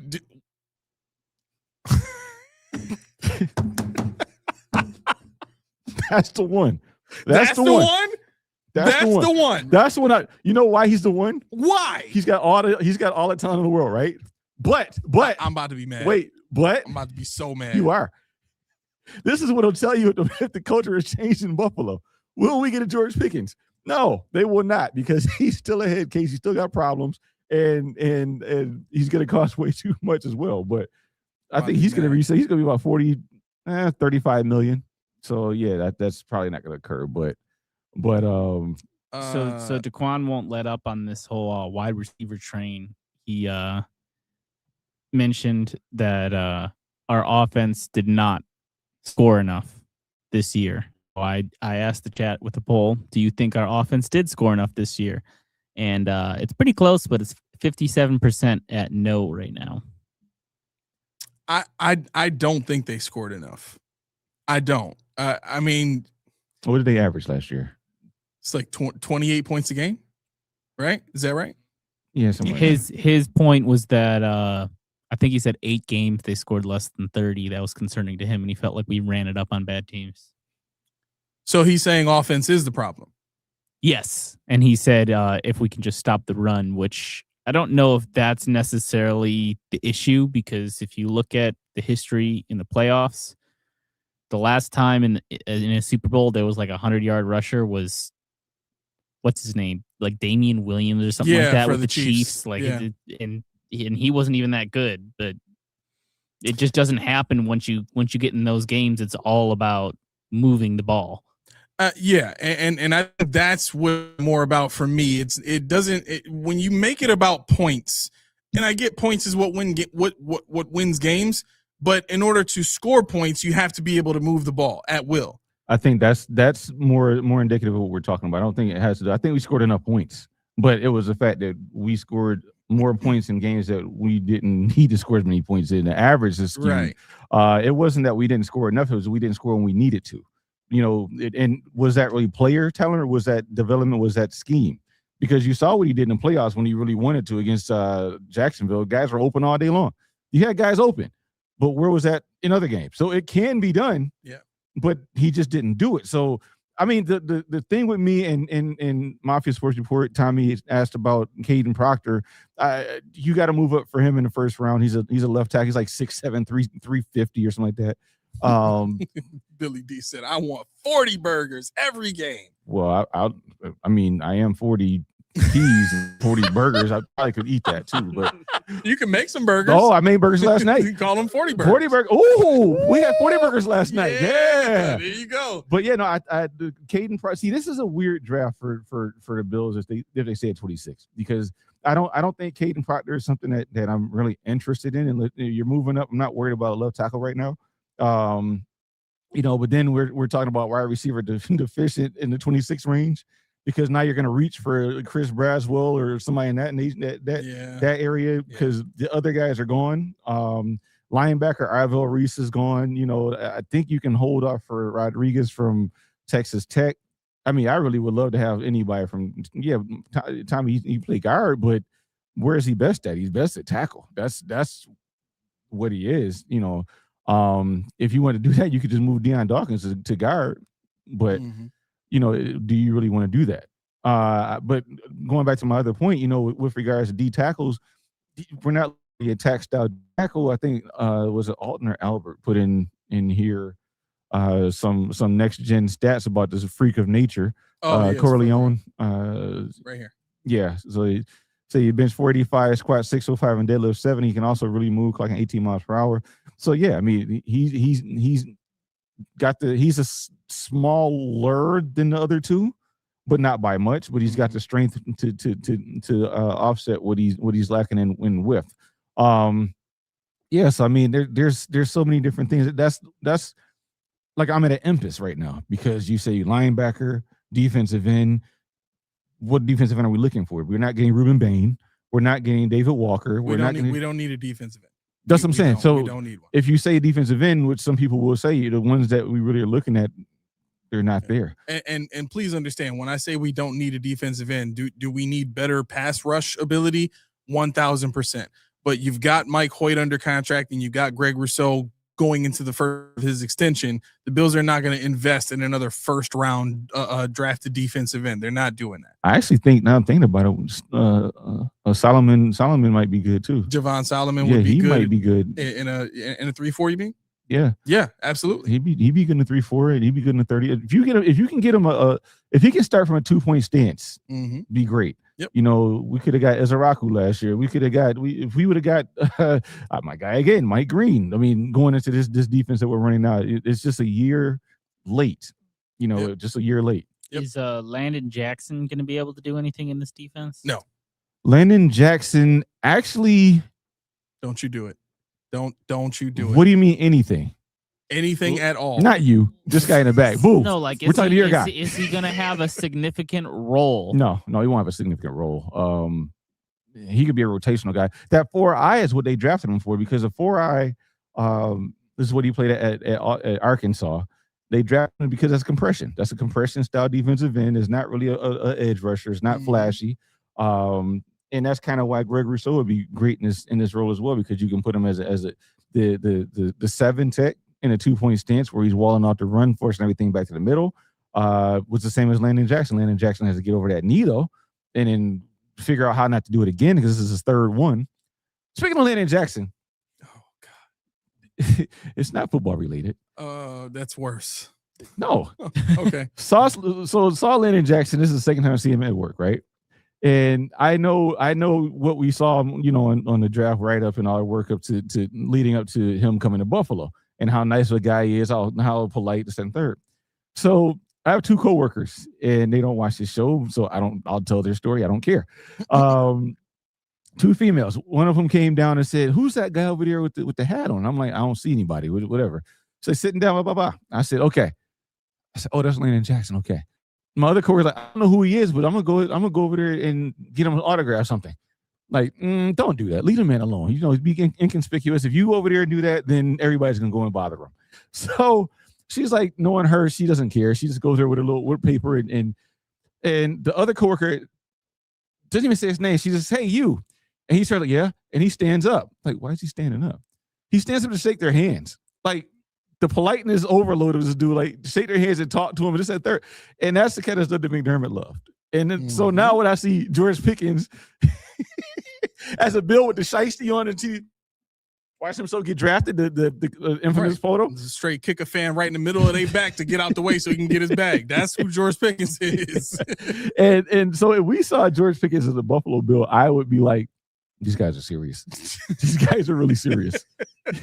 So it's more the attitude for George Pickens for you that it would be the shift that they really mean whatever it takes at the point. See, the thing with me is, if you get a guy like George Pickens, you have to already have another guy like a CeeDee Lamb on the other side, because that's really what made George Pickens great in Dallas. Yeah. When he was with the Steelers, he needs to get the ball. Like, and really, if you have a wide receiver on your team that doesn't want the ball, what are you doing? Right. But you go to Buffalo if you don't want the ball. Exactly. Everybody eats, right? No.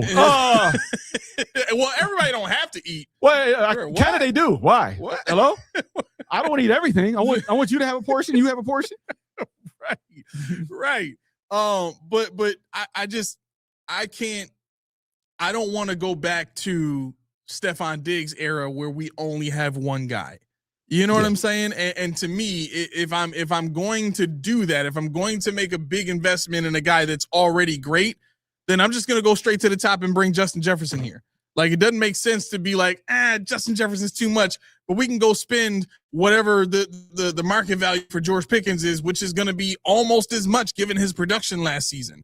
Like, I wouldn't want to do that. I wouldn't want to do that when I can get Justin Jefferson for less, and that guy might actually want to be here up under Joe Brady and playing with Josh Allen. And Laura, that's exactly. Did we talk about this? Because that's exactly where I'm with it. Yes. That's exact. Nothing's changed. Remember, do you remember that meme? It's like a older white guy with a purple checkered shirt on, and they bought him the same shirt for Christmas, and he was holding it. Oh yeah. That's what this is. Yeah. Like, we just changed the item. Changed shirts. But Still it's the same thing. guy. Yeah. And they have to prove to me, and that's why I said like a Justin Jefferson. A George Pickens would prove that's not the same. I do not believe. So you think Jettis is not enough of a personality for that to prove anything? Well, no, he's not. No, he's not as much of a too much of a company man. Well, he's not George Pickens. He's not AB. He's not those kind of guys. You know, Would Jefferson AJ Brown be enough? AJ Brown actually would work. Or DK Metcalf? No, Why? Not that I want them. I'm just saying their personalities. I don't want DK Metcalf because his on-field production is not such a what what would turn a blind eye to the other shenanigans.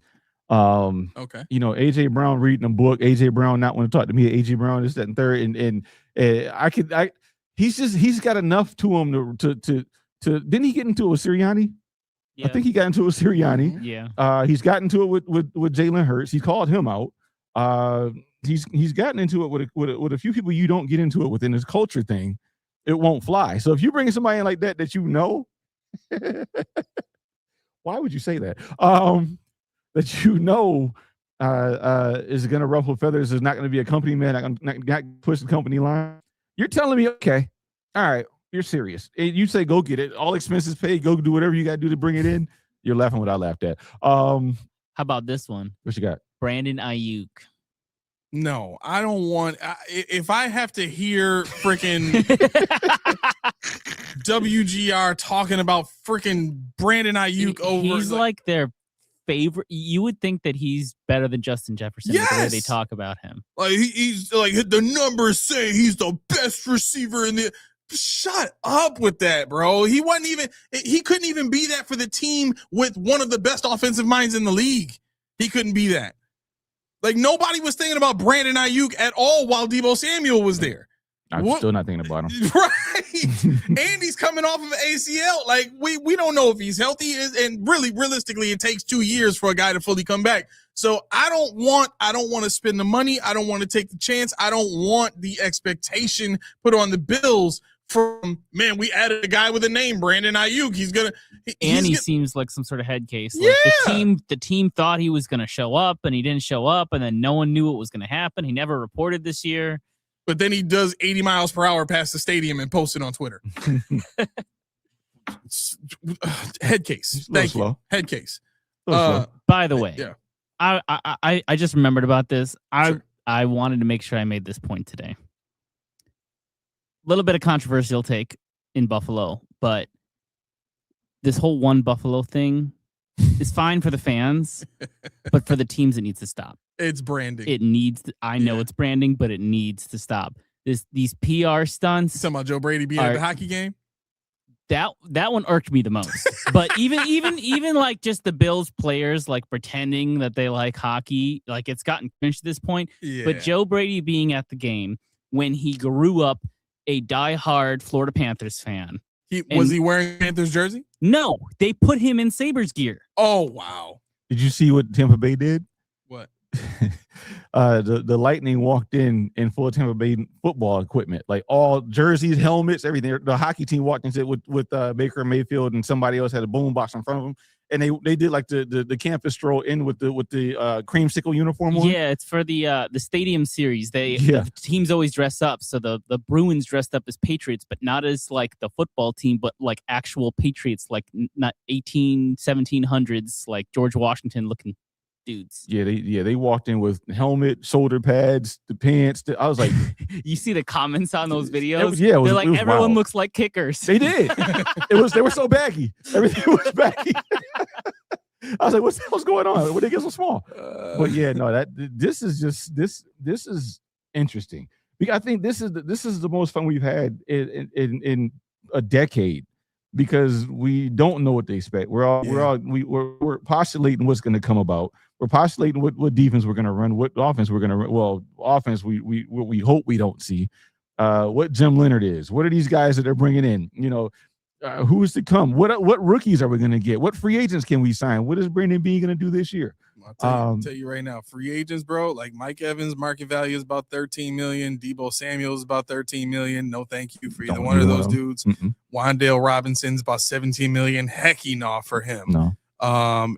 George Pickens' market value is $30 million right now. Alec Pierce, who's another good downfield receiver, is at $20 million right now. I wouldn't those numbers for those guys to come in and be what would be essentially the number one receiver here. No, thank you. Yeah, I don't know what our offense is going to ask our number one receiver to do. That's the biggest problem. Yeah. I think this is why correct me if I'm wrong. This is why we have the biggest conundrum we have, because I'm saying go ahead and trade up in the draft to get a guy. You're saying get Justin Jefferson, but either way it goes, we don't know what we're trying to fill. Yeah. We have no idea what we're trying to fill. All right, is Joe Brady going to use Khalil Shakir on the outside? Probably not, because it was his offense last year. He couldn't get him out of the slot at the expense of Keon Coleman, at the expense of Elijah Moore, at the expense of other guys that played the slot. You couldn't get Shakir, which was your best receiver last year, out of there.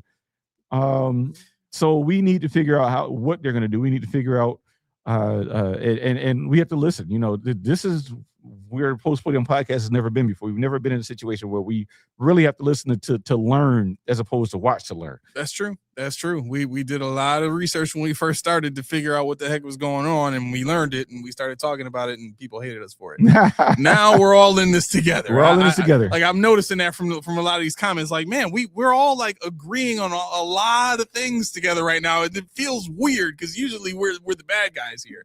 Yeah, I mean, and that's the thing. I try not to be a bad guy, but sometimes I have to be. Sometimes, I mean, I'm not going to change my take to please people, but I don't think that my takes or even your takes are far off. It's just something that people don't want to hear all the time. Yep. All right, we got 103 people watching. Nate said we got the 50 likes. Let's get that up a little bit further. Thank you so much, but let's keep that going.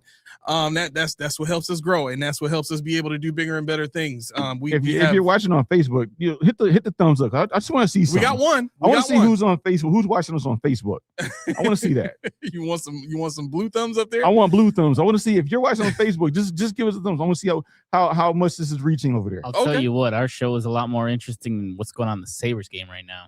Really? God. What is it, 0-0? No. Oh, no. We get Florida's already up 2, and they are just manhandling us. Ever since Joe Brady showed up, they've had. I'm serious. Every time the Bills do this PR, that's why I'm done with this. Every time they do this PR thing, it messes up the vibes. It could be that. Steve says big body physical receivers depend on gifts more than craft, especially big ones like DK and AJ fade much faster than route runners with twitch like Jefferson or Chase. Yeah, man. Yeah, I mean, that's part of the reason why, like, AJ Brown would have been nice to trade for maybe 2 years ago. Yeah. You know, but now you get maybe one good solid year out of him, and then after that, he's not worth the money. I don't want to do that. Yeah, and let's be clear, I don't want AJ Brown. I never did. Yep. I just use him as an example for the culture to prove what the culture is going to be. I have no interest in AJ. I think isn't he more of a slide anyway? Who? AJ Brown? No, he's an outside. Do you use him in the slot? I can't imagine him ever being in the slot. They don't use him in the slot. He's not shifty enough to be in the slot. Okay. No, he's just a big guy. Don't they put Smith in the slot a lot? Devontae Smith, yeah, they move him around. Daquan says Justin Jefferson plays in a dome. As soon as he gets in the open field, he will suddenly be injured. Like, why I don't get that. Like, he lives in Minnesota too. Like, we realize that, right? Like, he lives in, like, he's got to be there for what, six months out the year at least. You don't think he could deal with the cold? I don't know if it's a cold thing or whether it's a field conditions thing. I'm not sure if he's talking about field conditions. We're supposed to have some pretty darn good field conditions in our new stadium. Yeah. All the wind diffusion and the canopy and all that kind of stuff. Real grass with a heated ground. Yeah. I mean, it's going to be a stark difference between what we were. See, this is the part that I think gets missed. Everything that the hardcore fans talk about as far as the atmosphere of what they had at the, I'll just call it the Ralph now. Everything that they had at the Ralph, the wide open, you got all the snowflakes and the wind and the cold and all that kind of stuff. And whenever it's too hard for them, it's perfect for us. All of that's going to be gone in this new stadium. Like, all the snowflakes, yeah, you might get a little bit falling in that circle or right above the field, but it's not going to be a snow globe anymore. The wind diffusion that's on the siding of the stadium, all that stuff is going to stop the swirling winds from interfering with kickers kicking the ball. So much of the feel in this new stadium is going to be more like a dome than it is like an outdoor stadium. The only thing that you're going to feel in that stadium in December, January is the temperature, and maybe not even that. I've seen takes that this stadium, if it's successful, might actually influence teams in the future to be building more stadiums like this and less domes if it works out. Now, obviously, if you want to host a Super Bowl, it's less likely that you're going to be able to if you don't have a dome. But depending on the team, I've seen people reporting that if this stadium works out the way that they're saying it's going to create the perfect atmosphere for weather games without it actually affecting the game. Yep. And it's just for looks for TV. That was the goal. That was absolutely the goal, because you best believe where the league is going right now with all the money invested in television deals, right? You got to keep in mind, that's what most of this is about. It's about ticket sales and television deals. That's where most of the money that the owners make on the NFL comes from, is those two avenues just right there. There's several more, but those two are the biggest ones. And TV deals are even bigger than ticket sales. So when you think about that, and you think about the things that were taken away from the old stadium going into the new stadium, that's what it's about. We want to create an atmosphere that's good for the people that are going to be spending the money necessary for PSLs. If I'm a wealthy person, like, yeah, okay, I enjoy being, in the outdoors, but not so much that I want to sit in for 3 hours. I don't get drunk enough to do that. Most people that can afford PSLs are not the type of people that are tailgating all game long. They're not, like, I'm sorry. That's just what it is. Now look at MetLife Stadium. Like, those people are not blitzed drunk throughout the whole entire game. Like, you don't see them crazed like us. There's a reason that Bills fans used to be, and I say used to be because that's about to change. There's a reason Bills fans used to be known as like the craziest fans in the league, because we were one of the few stadiums where tailgating was allowed, and it's a wide open stadium. So if you wanted to stay warm, you had to drink. You know what I'm saying? It was a prerequisite. It's what it is. Speaking of tailgating, go ahead. Did you see that the Bills Mafia house went up for sale? Bills Mafia house? Yeah, the house that's right next to the stadium that says Bills Mafia on it. It's like an iconic tailgating spot or whatever. Oh, really? Yep. It went up for sale, and I saw some Green Bay fans just chipping in and saying someone better make sure that an actual fan or a real person buys that, because in Green Bay, same kind of thing happened where they had some like fan-centered properties that ended up getting listed, and some corporate companies came in and bought it, tore down the initial structure, and just built like some apartments or, like different condos or whatever that were just money makers for rentals. Laura said I would never buy that house. Hell no, I like my piece. But Fitzmagic said he was interested in it. He was looking into how much it costed. $600K, I roll up is saying.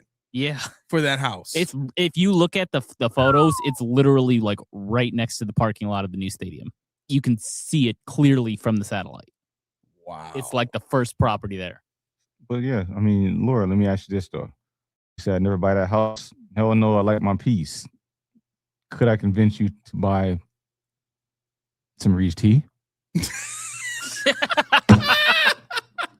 Wait. I mean, I'm saying, it's you like your peace, but you can also have a piece of refreshing, delicious, healthy peace of mind. But that's what you can expect anytime you take a sip of the Reed's tea. I don't drink tea, but let me tell you, when I drink it, I feel refreshed and peaceful. Almost like the house that you don't want to buy because you want your peace. What you doing, Laura? Get over to Reed's tea, get yourself a supply, and see how good it feels to drink of the 4 ingredients of Reed's tea. Get yourself a case or individual. Get both, because you're going to want the individual for the car ride home. Then when you get home, you're going to bust that case open and say, what's happening? You won't be disappointed, but what do I know? See for yourself. Reed's tea. Click the link in the description below and let them know that PPP sent you. Yeah, that is absolutely necessary. This is not tea that you can just take one bottle home and just be fine with that. Like, you're going to want more after that. You might as well just get a case. With that being said, this episode flew by. Holy cow, this episode flew by. I had a ball. Hopefully you all did too. But we got to get to that music, so let's go. All right, hopefully I don't sound all warbled and weird and like my soul is streaming right now. T-Bone said, yo, the way he turned that into a promo was fire. Yeah, he that's why he does it. That's why he does it. I'm not good at that kind of You stuff. see what Sweat said? What? She could get a 40 burger with the Reese tea. Oh, let's go. Yo, yeah, No, she can't. She's vegetarian. bro, Dang. you still got a branding deal in the making. Yeah. You got to start making some 40 burgers, man. 40 burgers. You got to do it. And you make them from scratch, too. Oh, yes, I do. Yeah. Yes, I do. Yeah. All right. We got a brand deal working up right now. We got a business in the build. All right. First and foremost, thank you everybody that watched this whole episode with us. We appreciate that time that you take to spend this time with us. And hopefully we were, entertaining and informative and all that kind of stuff. If for some reason you feel compelled to, to kind of contribute to the show and help out a little bit, free way to do it, obviously, give us a like. Just hit that thumb button. You can use your index, your middle finger, with whatever finger you want to give us. That's fine, no problem. But listen, a like is very, very greatly appreciated. If you want to do something that benefits you a little bit more, you can hit that subscribe button, because that brings us up on your homepage when you pull up YouTube. So if you like the content, you want to see more of it, and you want to basically see us anytime we come out with new content, hit the subscribe button. It's right there for you. Something that's only for you. You can be very selfish with this. If you don't hit any other button, hit that, make that thing Like a lamp. so that you can get notifications when we send notifications. Like, back at it again, live with you guys on Friday for the Post Podium podcast. Let's see, we're going 5:30 to 7:30. For the off season, we are going down to one show a week, but that's going to be after the draft. Right? I think that's when we did it last time. Sometime after the draft, we started going out one show a week. Sure. Okay. So that's just to prepare you, and I'll make another announcement again just to kind of keep you guys informed as we go.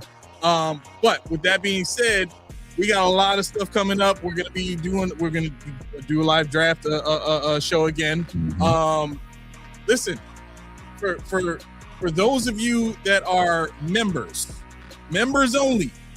If you are in the city of Buffalo or the outskirt surrounding areas, if you want to come and be with us for the show, you have to be a member. If you want to come and be here, watch us live for the show, watch setup, talk, hang out with us, watch the draft, all that kind of stuff, we're making that available to you. Okay, I will put the terms and conditions and all that kind of stuff in our Discord chat. You got to be a member for that. All right. With that being said, if you want to become a member, the link to that is in the description of this video. So make sure you click that button and get involved in there. And as soon as you do that, hit us up on any social media that you like. Direct message us. Say, hey, I signed up for the membership program. I'm a member now. Can I get that Discord link? And I'll send it to you immediately. You can just ask our newest member. Started with an S, right? What was the new members? What's the name of Discord? I want to get it right. I'm not going to be able to. We don't have enough time. I apologize. Okay. But anyway, long story short, a lot of good stuff coming. A lot of good stuff coming with what we're doing on the technical side here too. So make sure you stay tuned to that also. This has been Post Podium Podcast, home to all truth, no sodium mix. For our guy Smitty on the ones and twos, I am your co-host Aramis. 40 Keys. Have a good one, y'all. All right, peace. Have a good night.